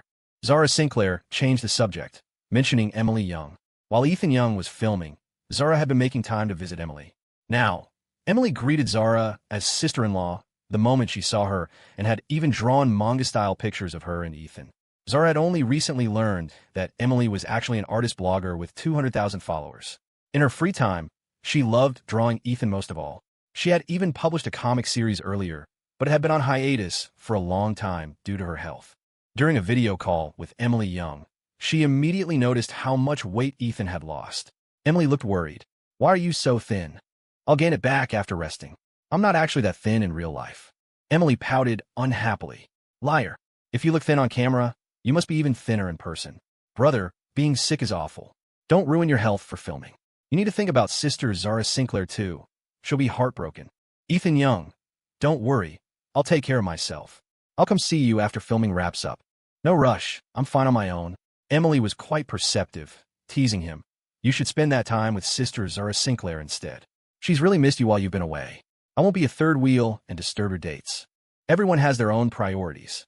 In Emily Young's view, oneself came first, then one's partner, then children and parents, and finally, siblings. Ethan Young should focus more time on Zara Sinclair. The person who would spend a lifetime with him was undoubtedly his lover. Wise beyond your years, Ethan Young chuckled. After reminding Emily of a few things, he hung up. Back on set to continue filming. After pulling 2 consecutive all-nighters, Ethan Young was physically and mentally drained. His face was pale, the dark circles under his eyes and the bloodshot veins were prominent. His current look was perfect for the role. Gritting his teeth, he pushed through and filmed the most difficult scenes. Fortunately, Alice Taylor performed well alongside him, and they got through the entire sequence without the director yelling, "Cut." Afterwards, Alice Taylor immediately checked on Ethan Young's condition. Are you okay? Ethan Young's breathing was much heavier than usual. His ribs visibly moved with each breath. He took the glucose drink a staff member handed him and downed it in one go, slowly regaining some strength. The 2 directors led the crew in setting off celebratory poppers, marking the end of filming. Ethan Young accepted a bouquet of flowers from them and bowed to everyone, holding the flowers. Thank you all for your hard work over these many days. Ethan Young looked at the flowers, while Alice Taylor, standing nearby, watched him. The whole experience felt like a dream, starting and ending so abruptly, catching everyone off guard. Alice Taylor felt a hollow emptiness inside, wondering wistfully, would she ever see Ethan Young again after this? Without filming, what would she do next? And Ethan Young, would he spend all his time with Zara Sinclair now that he was leaving the set? They were husband and wife. After all, they could do anything. Unlike her, she played Ethan Young's lover in a movie, but outside of it, they seemed to exist in completely different worlds, perhaps not even friends. How could she not feel lost? How could it not hurt? There's a line in The Little Prince. To forge bonds is to risk shedding tears. On the day filming wrapped, Fiona Fitzgerald heard the news and showed up too. Although she hadn't been able to get onto the set these past few days, she'd been keeping a close eye on the rumors. What struck her as odd was how quiet Serena Sinclair had been lately. Unnervingly so. Didn't Serena tell her to wait? She'd been waiting all this time. So why hadn't there been any move from her side? All bark and no bite, a complete waste of her anticipation. Ever since their clash at the coffee shop, the trio of sisters had completely fallen apart. Sophia Sullivan didn't say anything outright, but she held quite a grudge against Fiona Fitzgerald. Sophia Sullivan had secretly harbored feelings for Ethan Young. After all, who wouldn't envy the life Serena Sinclair used to have with him? But after seeing Serena Sinclair's true colors, Sophia gradually let those feelings go. She wasn't as forward or daring as Fiona Fitzgerald, and besides, the Sullivan and Sinclair families did business together. Sophia didn't want to jeopardize that peace by offending Serena Sinclair over a man. But despite her best efforts to avoid trouble, she never expected Fiona Fitzgerald to just spill the beans so blatantly. Sophia Sullivan was speechless, left stewing in silent anger. Fine if you want to piss off Serena Sinclair yourself, but why drag me into it? Fiona Fitzgerald felt no remorse, but she still offered Sophia Sullivan some well-intentioned advice. Instead of sucking up to Serena Sinclair, you'd be better off cozying up to Zara Sinclair. Sophia Sullivan replied, Zara Sinclair might be capable, but Mr. and Mrs. Sinclair don't like her. Plus, she's so cold and intimidating. Just looking at her usually scares me. How am I supposed to get close to her? Fiona Fitzgerald crossed her arms, shrugged, and said, That's up to you. All I know is, after knowing Serena Sinclair for so many years, I don't think she's capable of much. Her sister could easily crush her. Thinking about Serena Sinclair's recent troubles, Sophia Sullivan reluctantly conceded, You have a point. Okay, I'll give it a try. After chatting with Sophia Sullivan, Fiona Fitzgerald went back to the film set looking for Ethan Young. Her timing was off. Ethan Young had already gone back to the Lux Hotel to rest. After searching around, Fiona Fitzgerald only found Alice Taylor. Alice Taylor didn't want to deal with her, but Fiona Fitzgerald was clingy, immediately slinging an arm around her shoulder. Little Alice, what are you planning to do after filming wraps up? Alice Taylor tried to push her off, but couldn't. Go home and rest, then work on publicity with the team. Fiona Fitzgerald glanced around. Where's Ethan Young? He went back to the Lux Hotel to rest after filming. Do you know his room number at the Lux? Alice Taylor stared hard at her, asking cautiously, What do you want? I want to pay him a visit, Fiona said. Alice Taylor looked wary. Why would you visit him while he's sleeping? Besides, a hotel room is private. Even if I knew, I wouldn't tell you. So you just don't know then? Fiona Fitzgerald rolled her eyes at her. Could have just said so instead of beating around the bush. After a moment, she asked again, How much was invested in this movie? Alice Taylor estimated, around $20 million, I guess. That little? Want me to invest some? We're not short on funds. If we were really lacking, I'd cover it myself. Alice Taylor wasn't about to give Fiona Fitzgerald an opportunity to get close to Ethan Young by joining the production. Fiona Fitzgerald kept prying. Does Ethan Young have a sponsor? How did he actually land this role? Alice Taylor frowned, lowering her gaze, and stated flatly, I don't know, I have no idea, don't ask me. Seeing her dismissive attitude, Fiona Fitzgerald scoffed, finding the conversation dull. Even though Alice Taylor didn't answer, her evasion basically confirmed it, didn't it? Ethan Young did have someone backing him, who could have beaten everyone to the punch. Someone managed to bypass Serena Sinclair and get Ethan Young into this movie. Fiona Fitzgerald racked her brain, but couldn't think of any likely candidates. Ethan Young was utterly exhausted. He fell asleep right after sending Zara Sinclair a text message. He was in bad shape right now, drained and lethargic, unable to muster any energy. To be in good condition when he saw Zara Sinclair, he needed food and sleep. Ethan Young woke up once in the middle of it, hungry. He ate the congee delivered by the Lux Hotel, then went back to sleep, sleeping on and off for a total of 18 hours. After finally waking up for good and making sure his stomach felt settled, Ethan Young ordered some chicken soup and dumplings. While eating, he texted Zara Sinclair back. I'm up now eating. Zara Sinclair. Are you well rested? Ethan Young. Yes. Zara Sinclair. What's your plan next? Ethan Young replied. I need to make an appearance at the wrap party here. He glanced at the time. I'll probably leave around 8. I'll pick you up. A warmth spread through Ethan Young's chest. Okay. The wrap party was held right there in the Lux Hotel. Considering Ethan Young's condition, no one poured him any alcohol, and the food ordered leaned towards lighter fare. At 7:50, Ethan Young wiped his mouth, picked up a glass of water, and toasted everyone, using water in place of wine. Ethan Young left the Lux Hotel smoothly. The thought of Zara Sinclair coming to pick him up filled him with a nervous, joyful anticipation. It had only been 10 days, and although they had video called every day, it felt like a very, very long time since he'd last seen Zara Sinclair. At this moment, he missed Zara Sinclair intensely. It was a longing he couldn't shake, making him wish he could appear before her instantly, hear her voice, hold her, feel her warmth. Whether she was happy or angry, just seeing her expressive face would be enough. He wouldn't mind any teasing from her. These were feelings he once couldn't comprehend, couldn't even imagine, that he would be so captivated by a woman, thinking of her constantly. As soon as Ethan Young reached the entrance, he saw Zara Sinclair's car parked by the roadside, its lights flashing. He walked over, the door opened, and Zara Sinclair got out.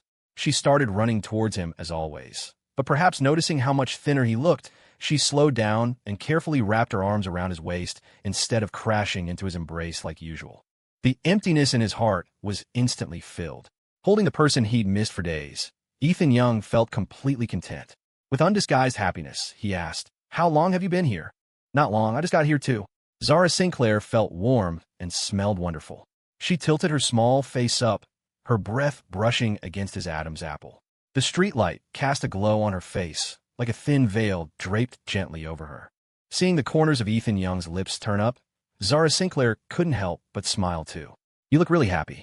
"Yeah, I am."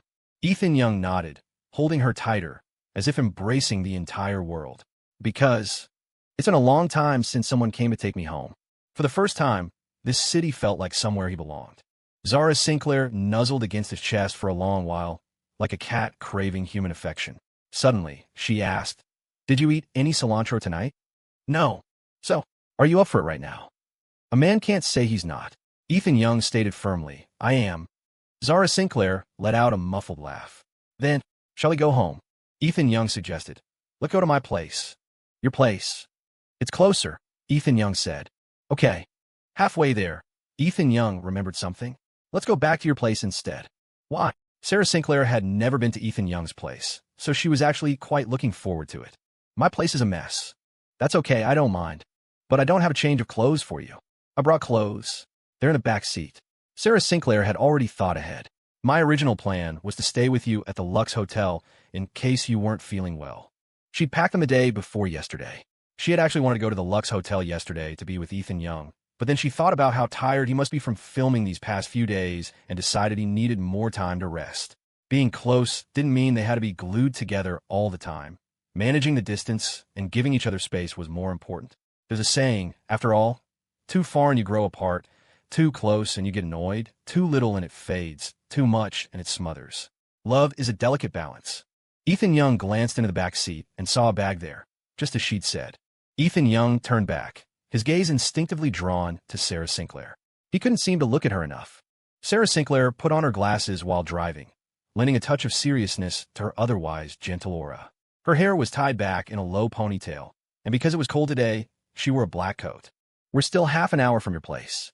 Why don't you get some more sleep?" "No need, I've slept enough." Perhaps because the atmosphere in the car was so pleasant, Zara Sinclair couldn't resist turning on the car stereo.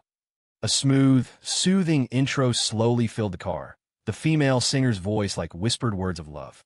Asterisk, you're like the comfort of burrowing in blankets, yet elusive as the wind, like the lingering scent of perfume on a wrist, like red high heels I can't put down.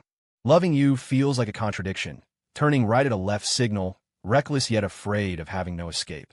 Can you make me stop this chase? Asterisk. The song was beautiful and matched her mood perfectly. A happy smile played on Zara Sinclair's lips as she opened her mouth to hum along. Ethan Young shifted his position, resting his chin on his hand as he watched her intently. The half-hour drive went by faster than expected. Following Ethan Young's directions, Zara Sinclair pulled the car into the parking garage. Ethan Young pulled his suitcase, also taking Zara Sinclair's bag from her hand and placing it on top. They walked into the elevator hand in hand. Zara Sinclair asked, "What floor?" Ethan Young, 22nd. Zara Sinclair reached out and pressed the button. The elevator doors slid slowly shut. Their eyes met in the mirrored walls. In the confined space, emotions ran wild. Ethan Young watched her, his gaze intense and unreadable. On impulse, Zara Sinclair playfully tickled Ethan Young's palm. Ethan Young squeezed her hand tightly. When they reached the door, Ethan Young let go of Zara Sinclair's hand and took out his keys to unlock it. He opened the door and flipped on the lights, instantly illuminating the dark apartment. The apartment wasn't messy. When he wasn't staying there, Ethan Young arranged for regular cleaning services to dust, so the place was very tidy, decorated in a minimalist style. Ethan Young asked, "Want some water?" "Yes, please." He had bottled water at home. Ethan Young twisted the cap off one and handed it to Zara Sinclair. Let me get the bed ready first. Sarah Sinclair's eyes sparkled. Need any help? No, you could just watch. Ethan Young found clean sheets and a duvet cover in the closet and quickly changed the bedding. Just as he straightened up, Sarah Sinclair wrapped her arms around him from behind. He could clearly feel the curve of Sarah Sinclair's body against his back. The next second, Ethan Young grasped Sarah Sinclair's hands, spun around, and captured her lips in a searing kiss. Sarah Sinclair's eyes were hazy, her glasses still on her face, the lenses fogged with a thin mist. Taking a moment to catch her breath, Sarah Sinclair stammered, "My glasses. Help me take them off." Ethan Young held her waist with one hand and gently removed the glasses from her nose with the other, placing them on a nearby table. People usually close their eyes when kissing, but right now, neither of them did. They watched each other through narrowed eyes, feeling the connection. For the past 10 days, they had only seen each other through video calls, both holding back. Now, the slightest touch was like lighting a fuse. They were both desperate for each other. Ethan Young cupped Sarah Sinclair's face firmly, kissing his way from the corner of her mouth to her earlobe. Kissed until she tilted her head back, Sarah Sinclair pressed her body closer and closer to Ethan Young's, her rationality slowly crumbling. Their bodies fit together perfectly, one soft, one hard, a collision of yielding and strength. She didn't know when her coat had come off. Sarah Sinclair closed her eyes, her hands sliding down from Ethan Young's shoulders to encircle his waist, clinging to his back. Ethan Young had really lost weight. It made her heart ache a little, but he still had his strength, kissing her until she was gasping breathlessly. He lifted her onto the bed, a storm of kisses landing on her face, her neck, her shoulders, her hands. She felt like she was adrift in the ocean, gently buffeted by waves, her mind a complete blank. Even though the heating wasn't on, she felt incredibly hot. Ethan Young's kisses were deep, intense. Buttons were undone, straps pulled down. Just as Sarah Sinclair was feeling dizzy from his kisses, Ethan Young suddenly stopped. Sarah Sinclair opened her misty eyes, her voice hoarse. "What's wrong?" Ethan Young's expression was stiff. "I forgot something really important." Sarah Sinclair proactively wrapped her arms around his neck, pulling him down towards her chest. "Listen to me. Nothing is more important than this right now. Continue." Ethan Young braced his hands on the bed, looming over Sarah Sinclair, who lay beneath him, her clothes half undone. He completely encompassed her. He didn't want to stop either, but he had to. "We don't have any condoms. I need to go buy some." Such an important detail, and neither of them had thought of it the entire way here. Sarah Sinclair took a deep breath. "Don't worry about it.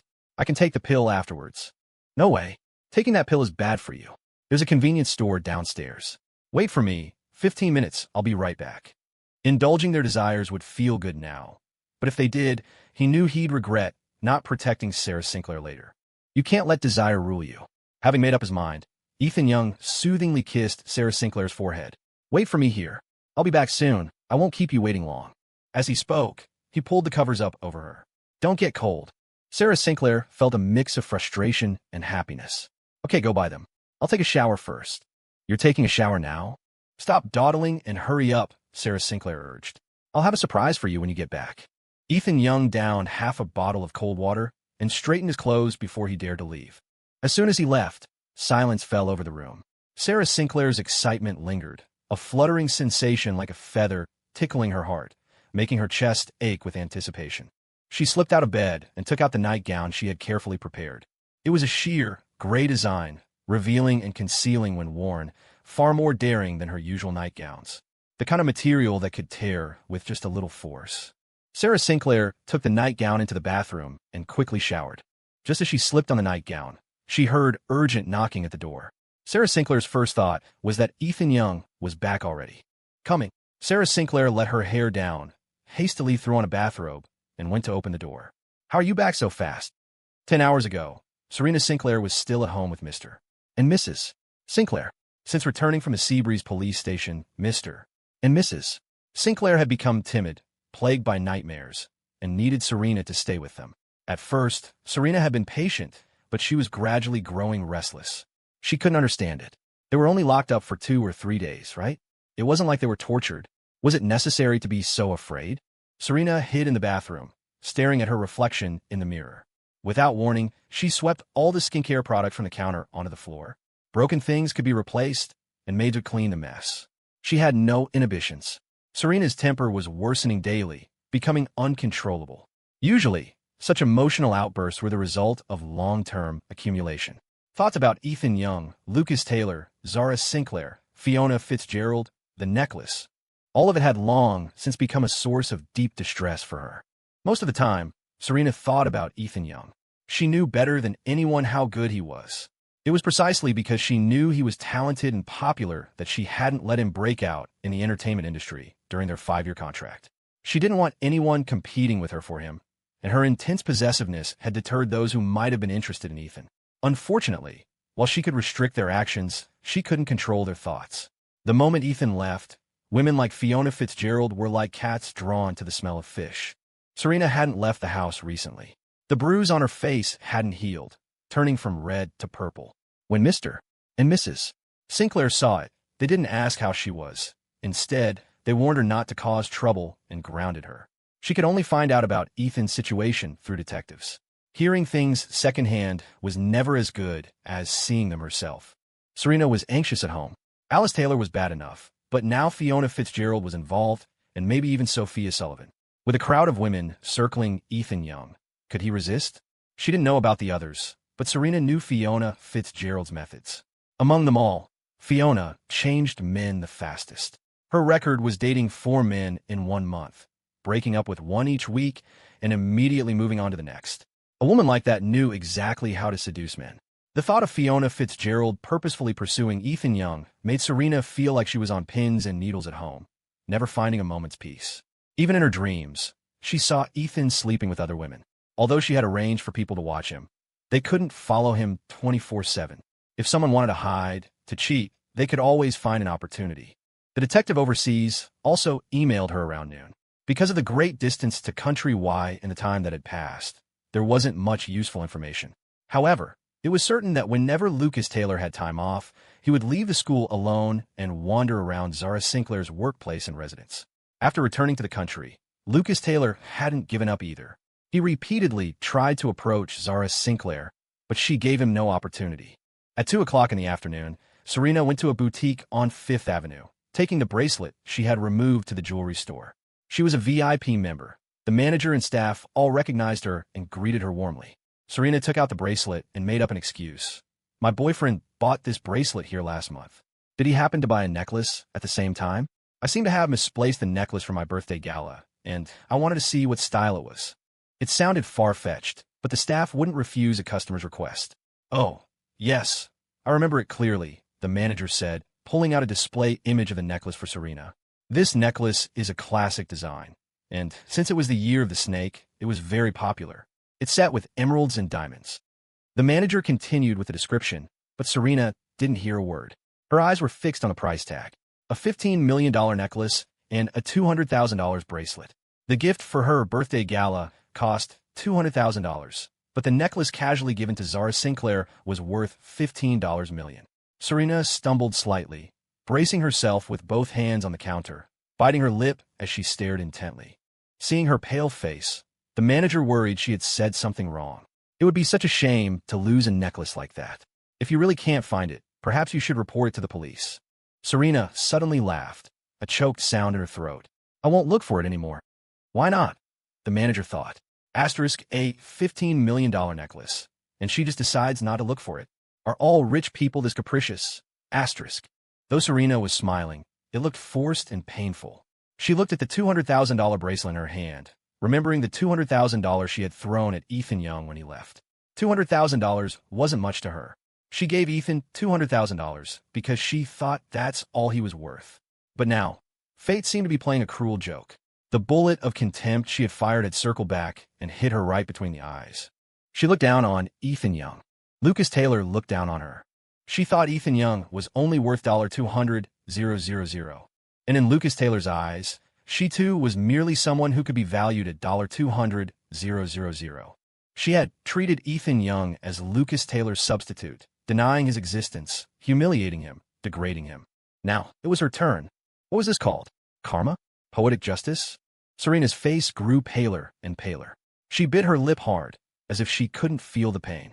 The bracelet slipped from her hand and clattered to the floor. Serena stared down blankly as it rolled across the ground, finally stopping beside a trash can. Serena gave a self-deprecating smile. She didn't want something meant for someone else, and she certainly wouldn't pick up something someone else had discarded. Serena turned and walked away. The manager picked up the bracelet. "Miss Sinclair, this bracelet. I don't want it anymore. Do whatever you want with it."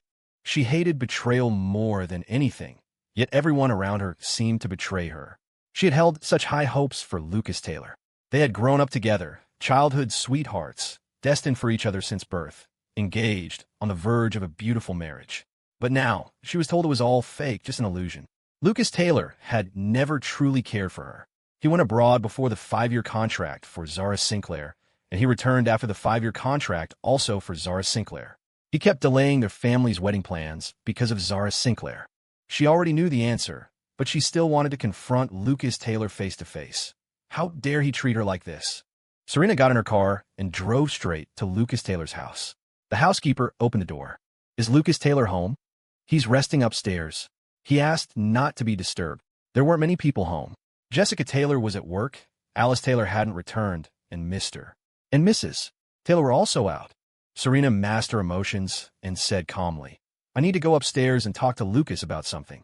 Considering they were engaged and planning their wedding, the housekeeper didn't stop her. Serena went upstairs. She had been to the Taylor family home many times and knew where Lucas's room was. She stood outside Lucas Taylor's bedroom door. It wasn't fully closed, leaving a slight gap. The room inside was dim, the only light source coming from a computer screen. Serena squinted and saw a photo of Zara Sinclair on the screen. Lucas Taylor sat at the computer desk, his back to the door, facing the photograph. Then, Serena noticed Lucas Taylor's hand. Lucas Taylor was completely lost in his own world, totally unaware that the bedroom door had opened and someone was standing behind him. At first, Serena Sinclair didn't know what Lucas Taylor was doing. On an impulse, she pushed the door open and silently watched Lucas Taylor facing the computer screen. She was an adult.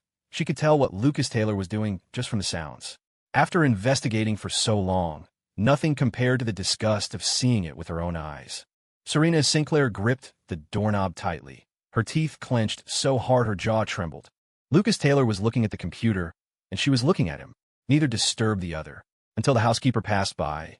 "Miss Sinclair, would you like some fruit? There's still birthday cake in the kitchen." Lucas Taylor froze, then frantically turned his head, his eyes instantly meeting Serena Sinclair's furious gaze. Lucas Taylor reacted quickly, hastily pulling up his pants. In his panic, he kicked the corner of the desk, grimacing in pain. Serena, what are you doing here? Why didn't you tell me? When did you get here?" Lucas Taylor pressed his hands back against the edge of the desk, carefully trying to shield the computer with his upper body. When people are embarrassed, their eyes dart away. He didn't dare meet Serena Sinclair's eyes. Anyone would be mortified in this situation. Along with the embarrassment came endless regret. His mind raced. Why hadn't he locked the door? When did it open? When did Serena Sinclair arrive? Why hadn't he noticed sooner? Lucas Taylor's only hope was that Serena Sinclair hadn't seen the photos on his computer. Serena Sinclair watched his expression change, then let out a cold laugh and shoved the door open hard. Bang! It slammed against the wall with a loud crash.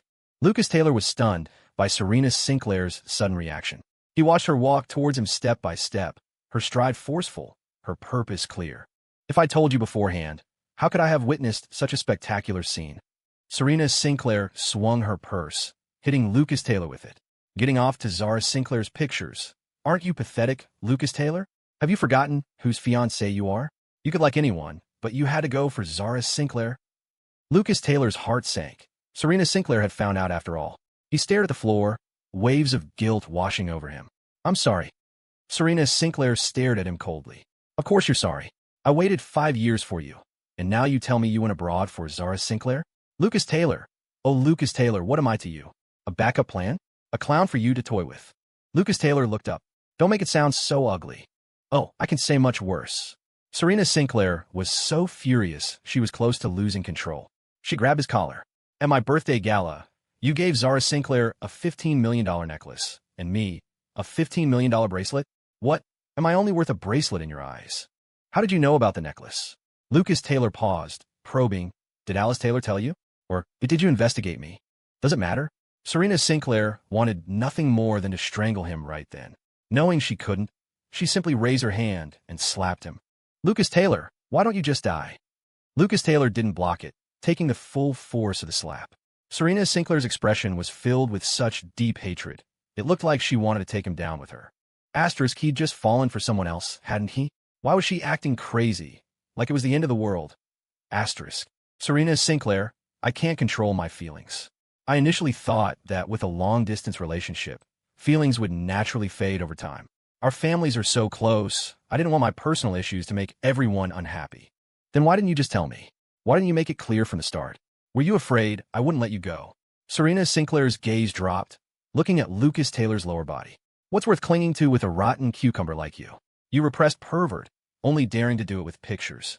If you had any balls, you'd do in front of her, coward. These words made Lucas Taylor's face darken with anger. Serena Sinclair pushed him away with a sneer, her tone mocking. Do you know what you are in Zara Sinclair's eyes? A piece of shit. You treat her like your unattainable goddess, but she thinks you're dog crap. Serena Sinclair desperately tried to regain the upper hand, growing angrier as she spoke. She furiously humiliated Lucas Taylor, wanting him to reflect on the fact that he wasn't any better. He should be ashamed of his infidelity and live in misery for the rest of his life. In this confrontation, Serena Sinclair seemed to forget that she and Lucas Taylor were cut from the same cloth. She called Lucas Taylor a scumbag, but was she really any better? Lucas Taylor had merely done the same thing she had, so why couldn't she handle it? Clearly, her words provoked Lucas Taylor. His face turned ashen as he glared fiercely at her. What gives you the right to say that? Because she told me herself. She even showed me the text messages you sent her. I never knew you were such a simp in front of her. Hurtful words spilled out like blades. Serena Sinclair knew how to wound, knew his weak spots. When emotions ran high, she forgot any good there had been between them, resorting to the most vicious curses as if hurting him meant she had won. The depth of their past connection was matched only by the intensity of her current hatred for Lucas Taylor. It could be said her disgust for Lucas Taylor was now no less than her feelings for Zara Sinclair. She truly wished he would die. But Lucas Taylor stepped forward and grabbed her by the neck. Serena Sinclair, I've tolerated you again and again. Do you really think I wouldn't dare lay a hand on you? His fierce eyes reflected the violence radiating from him. His grip on Serena Sinclair's throat slowly tightened, as if he really intended to strangle her. Serena Sinclair couldn't even win a fight against Fiona Fitzgerald, let alone handle an adult man. Physically, women are inherently at a disadvantage against men in terms of strength and stamina. Serena Sinclair's throat ached, reminiscent of a fishbone caught there years ago. Don't touch me with your filthy hands. Serena Sinclair clawed and hit at Lucas Taylor's arms, more hysterical than she had ever been. In a chaotic struggle, Lucas Taylor, enraged, forcefully shoved her aside. Serena Sinclair lost her footing, her stomach hitting the sharp corner of the desk. She crumpled to the floor, her face pale. The commotion upstairs was too loud and caught the housekeeper's attention. Worried something serious had happened, the housekeeper hurried upstairs to check. The open bedroom was a mess. Serena Sinclair sat on the floor, clutching her stomach. Lucas Taylor looked down at her, his face cold. Since you already knew I liked Zara Sinclair, why did you come here to confront me? Just to humiliate yourself. Do you know why I like Zara Sinclair and not you? Because you can't compare to her in any way. You're not as beautiful, not as smart, not as capable. There's simply no comparison. Honestly, I feel zero sexual interest in you. Marrying a woman like you? I'd rather marry a dog. Lucas Taylor's voice dripped with contempt and disgust. So, let's call off the engagement. No comparison. She could never compare to Zara Sinclair. Serena Sinclair hadn't realized until now just how deeply despised she was in Lucas Taylor's eyes. Serena Sinclair's vision blurred, and a ringing filled her ears. She clutched her stomach, unable to stop herself from bending over slightly. The housekeeper stood uncertainly in the doorway, sensing the tense atmosphere, unsure whether to stay or go, until Lucas Taylor spoke. Mrs. Ward, show our guest out. Mrs. Ward didn't dare look too closely. Head bowed, she went in to help Serena Sinclair up from the floor. Serena Sinclair, recovering from the pain, pushed the housekeeper away. I don't need your help. I can walk myself. After taking 2 steps, Serena Sinclair stopped. I will tell Mr. and Mrs. Sinclair exactly what happened here today, including, naturally, him getting off to Zara Sinclair's pictures. Lucas Taylor, remember this. You were the one who wronged me first in this relationship. With that, she walked towards the door. Since things had already reached the point of mutual destruction, there was no point thinking about peaceful coexistence anymore. When drowning, people instinctively grasp for driftwood. The person Serena Sinclair most wanted to see right now was Ethan Young. After all these years, she realized that besides her parents, Ethan Young had treated her the best. She couldn't believe that during their 5-year contract, he hadn't developed any feelings for her at all. This time, she would put aside her arrogance and treat him as an equal. He would no longer be her dog. He could be her boyfriend, her lover. They could get married. Having reached this conclusion, the knot of frustration in Serena Sinclair's heart seemed to loosen slightly. Serena Sinclair sat in the car, drinking liquid courage. Once emboldened, she would go find Ethan Young and clear the air with him. She drank from daylight until dark, until she was drunk enough to call the detective and ask about Ethan Young's whereabouts. Learning he had already returned home from the Lux Hotel, she immediately told the driver to take her to Ethan Young's place. From a distance, she looked up, her gaze slowly traveling upwards. Seeing the lights on in Ethan Young's apartment, she assumed he was home, and a small smile touched her lips unconsciously. Serena Sinclair took the elevator upstairs and knocked urgently on the door. She waited patiently for nearly half a minute. Hearing footsteps approaching from inside, she unconsciously bit her lip, nervously wondering how Ethan Young would react when he saw her. However, the moment the door opened, the expression on Serena Sinclair's face froze instantly. She wasn't looking at Ethan Young, but at Zara Sinclair wearing a bathrobe, her hair still wet. Serena Sinclair ascended the stairs with a cautious flutter of excitement and nerves. She had imagined all sorts of scenarios for seeing Ethan Young again, but she absolutely never imagined the person opening the door would be Zara Sinclair. The smile on Serena Sinclair's face instantly froze, then vanished. It felt like a bomb went off in her head. Boom, leaving nothing but black wreckage in her consciousness for a moment. Why was Zara Sinclair here? Was she in the wrong place? Or had she drunk too much and was hallucinating? For a moment, Serena Sinclair couldn't tell if this was reality or a dream. She hoped it was a dream. But could a dream be this clear? She watched Zara Sinclair, dressed in a bathrobe, posture casual, wet hair dripping water down her pale neck and into the curves of her chest. Her cheeks flushed as if she'd just finished exercising. Even though Serena Sinclair was impeccably dressed, her hair and makeup perfectly styled, she felt utterly overshadowed in Zara Sinclair's presence, unable to even lift her head. Zara Sinclair stood there like the lady of the house, every detail sparking the imagination, not to mention the red mark emerging on her neck and those swollen lips. In the quiet hallway, Serena Sinclair forced herself to calm down, swallowed hard, and asked, almost setting herself up for pain, "Why are you here? What are you doing inside?" Compared to Serena Sinclair's extreme reaction, Zara Sinclair seemed much calmer. She leaned against the doorframe, shifting her weight, lazily glanced up at her, and slowly uttered 2 words, "having sex." The words hit Serena Sinclair with devastating force. Not a fatal blow, but like death by 1,000 cuts, slow torture, a fate worse than death. Serena Sinclair clung to a sliver of hope. Maybe Ethan Young sold the apartment. She refused to connect Ethan Young with Zara Sinclair. She and Ethan Young had only been separated for 50 minutes, and Zara Sinclair had only been back in the country for less than 2 months. How could they have met, let alone moved in together and started sleeping together so quickly? As if guessing Serena Sinclair's thoughts, Zara Sinclair smirked and said, "You're not in the wrong place. This is Ethan Young's home, and we're together now. Are you kidding me?" Serena Sinclair was clearly too furious to think straight, dropping even the pretense of civility with Zara Sinclair. She shouted, "Ethan Young would never be with you. I paid to keep him on a 5-year contract. We lived together for those 5 years. He took care of everything for me. My food, my clothes, my daily life. He was very good to me. He could never be with you." "Shoo." Zara Sinclair raised her index finger. "Keep your voice down. It's late. Don't disturb the others. What's the difference between you screaming like this and a stray dog barking? I already knew about you two. Believe it or not, Ethan Young and I are together now, and no one can tear us apart." "Impossible." Serena Sinclair gripped her iPhone, her knuckles turning white. She was completely dazed, not even registering that Zara Sinclair was insulting her. What's so impossible about it? Love isn't decided by how long you've known someone. Serena Sinclair still didn't believe it, or rather, she was clinging to false hope. That's how people are. The truth is right in front of them, yet they refuse to accept it. Because knowing the truth might cause them to collapse, the brain chooses denial as a form of self-preservation.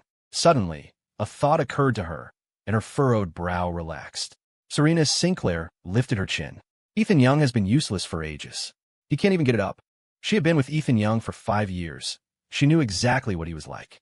One time she got drunk, deliberately called him Lucas Taylor, and stripped naked in front of him, but Ethan Young hadn't reacted at all. She got so angry she slapped him several times.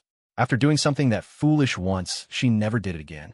She liked him, but pretended not to, because she felt liking Ethan Young was embarrassing. Just like she often said, how could a person marry a dog?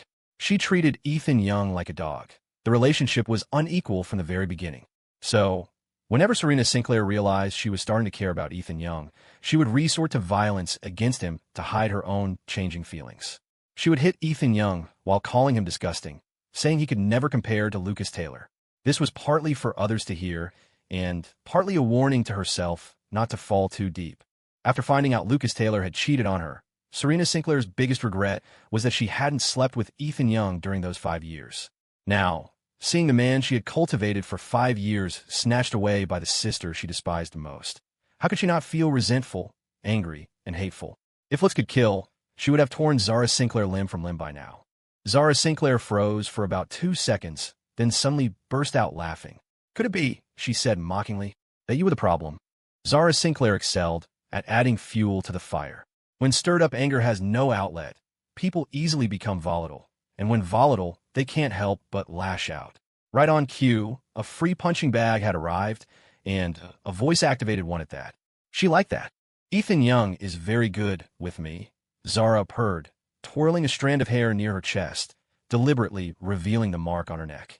Asterisk were asterisk incredibly passionate every day. Besides, we haven't just been together for a day or two.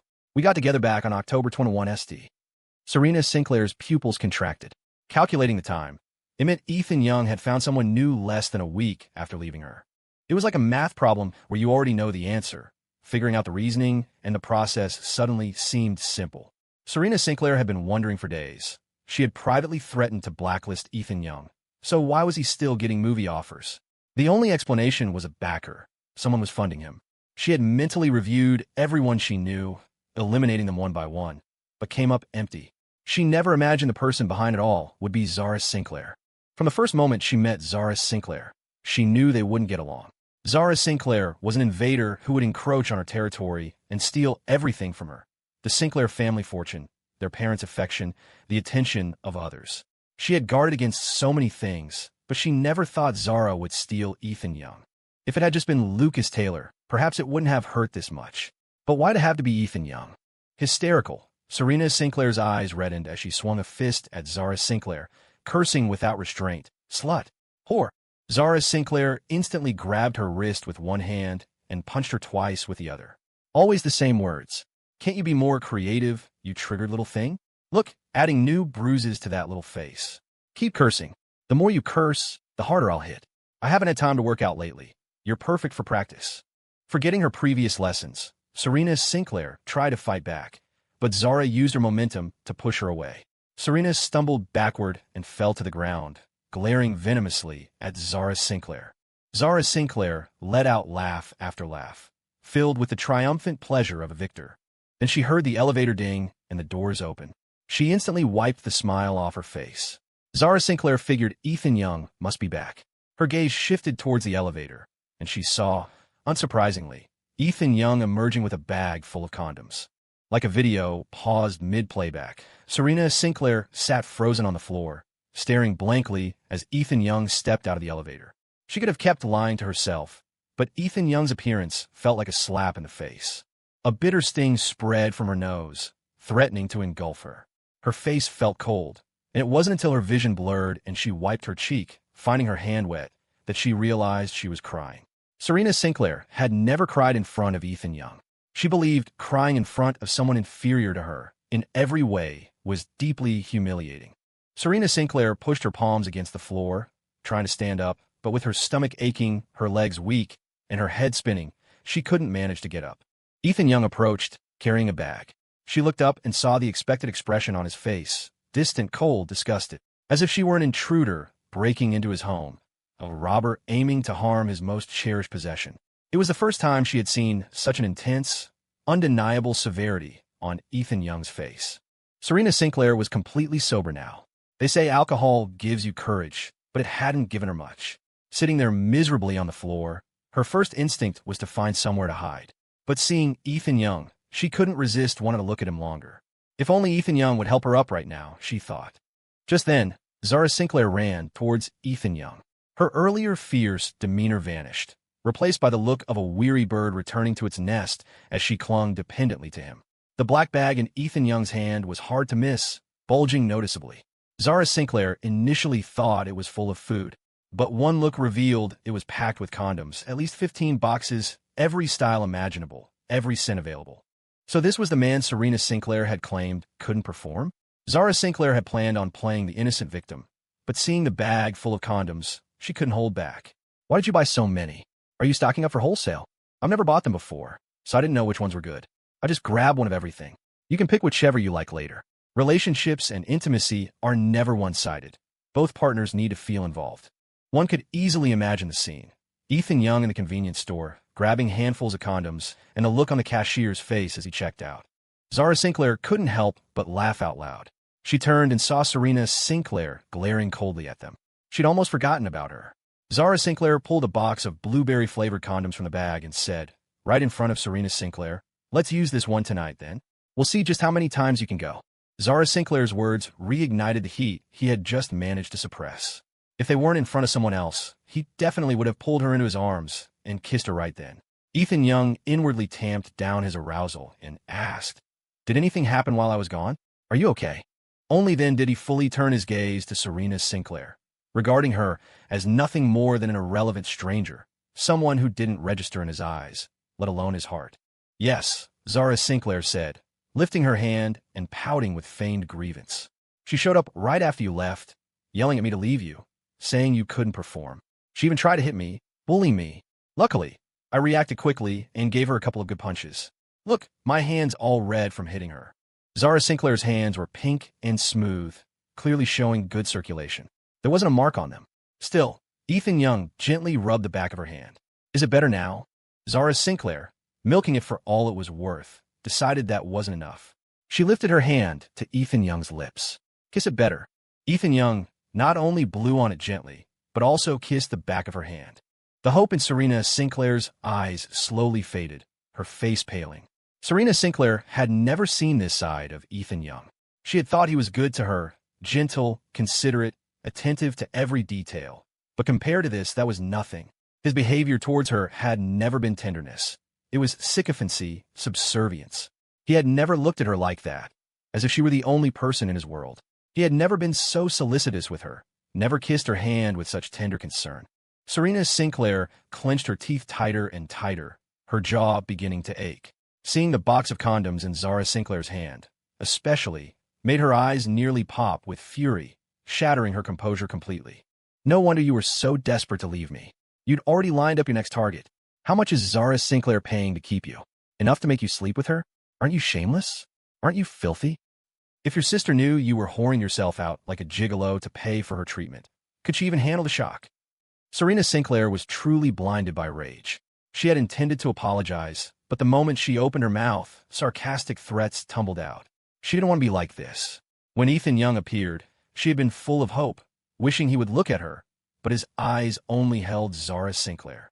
Jealousy gnawed at her like ants devouring flesh, a bitter ache flooding her chest. "Ethan Young, come back to me. We could be like we were before, no? I'll treat you better than before. I won't treat you like a dog anymore. I'll respect you. I'll like you. Just nod, and you'll be my boyfriend again. Whatever Zara Sinclair is giving you, I'll double it." She pleaded frantically, resembling a bear begging for food at the zoo. Serena Sinclair, arrogant and oblivious, still believed money was all it took to get Ethan Young back. She looked at Ethan Young with an almost pleading gaze, but Ethan Young said nothing, simply continuing to gently rub the back of Zara Sinclair's hand as if no one else existed. Zara Sinclair gave her a disdainful smile, a subtle, intriguing calmness in her voice. "What I can give him, you might not actually be able to afford. For example, I can marry Ethan Young. Can you?" A sharp sense of dread struck Serena Sinclair, alarms blaring in her mind. "What do you mean? I've already married Ethan Young. It's not a sugar daddy arrangement. We are legally husband and wife." Zara Sinclair deliberately drew out the last two words, savoring the expression on Serena Sinclair's face. Serena Sinclair's face turned deathly pale, her lips seemingly drained of all color. Her eyes were vacant, her mind sinking into numb silence. Bullshit. How could Ethan Young marry you? How long has he even known you? He belongs to me. Mine.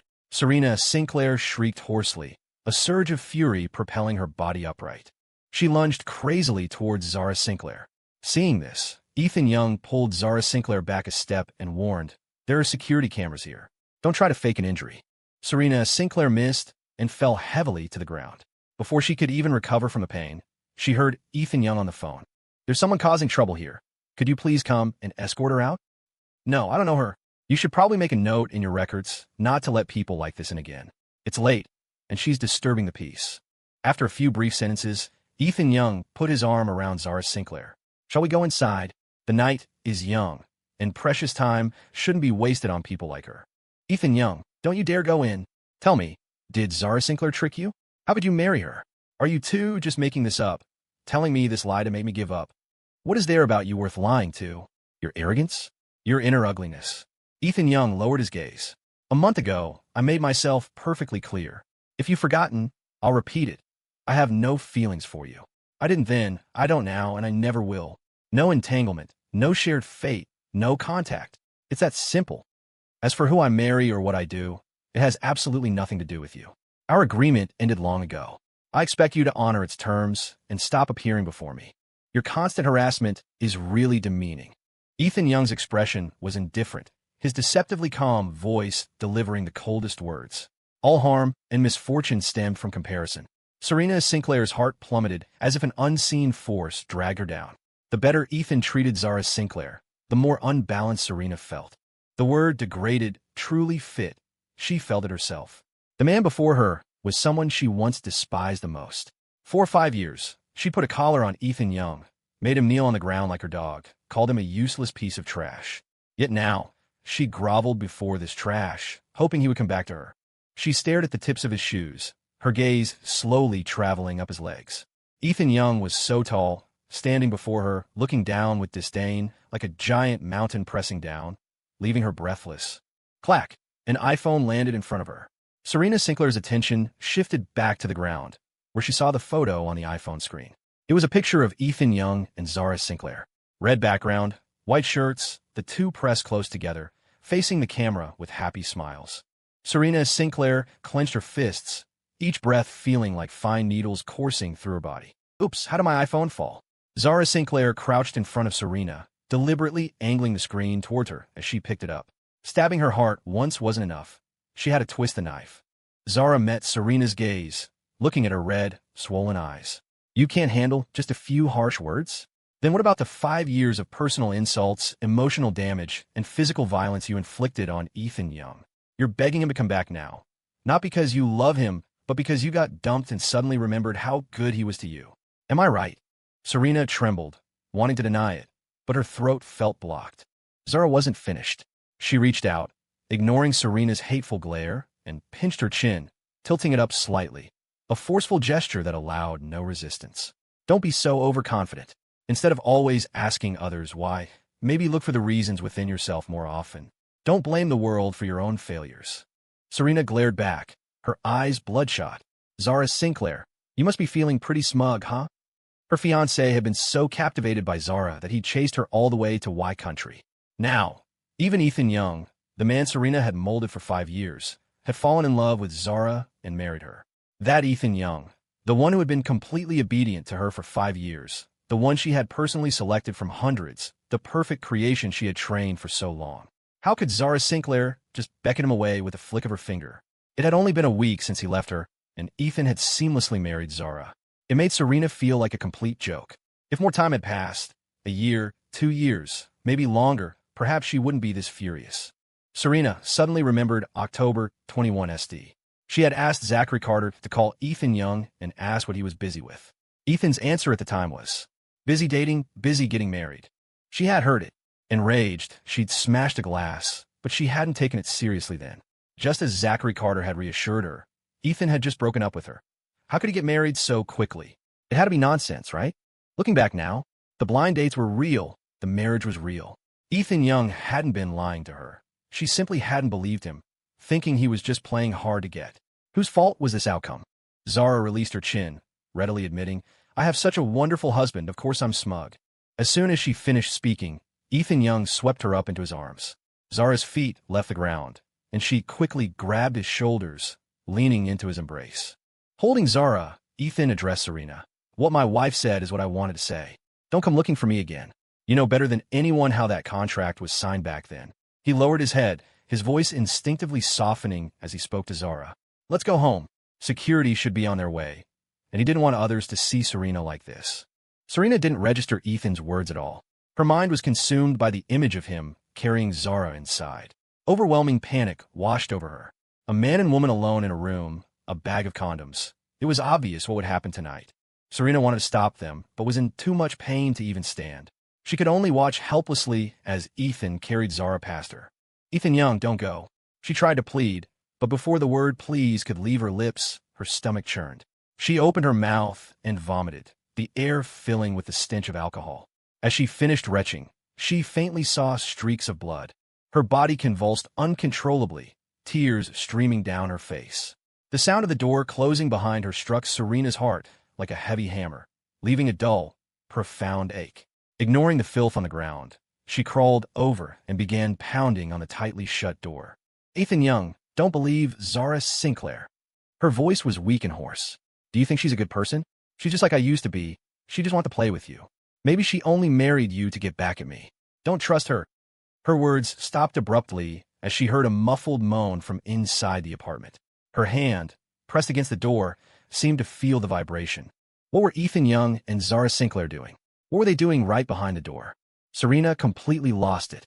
She slammed her body against the door, desperate to stop them, but the sounds from inside seemed to grow louder, as if they were right up against it. Though the door was somewhat soundproof, it couldn't block everything when they were this close. Serena could almost picture it. Just beyond the door, Ethan and Zara locked in a passionate, desperate embrace. How could they? Shameless. Serena tried to stop them, but her cries seemed only to fuel their passion. The louder she yelled, the louder the noises from inside became. Her desperate roars gradually faded. She had exhausted all her tactics and strength, finally losing even her voice.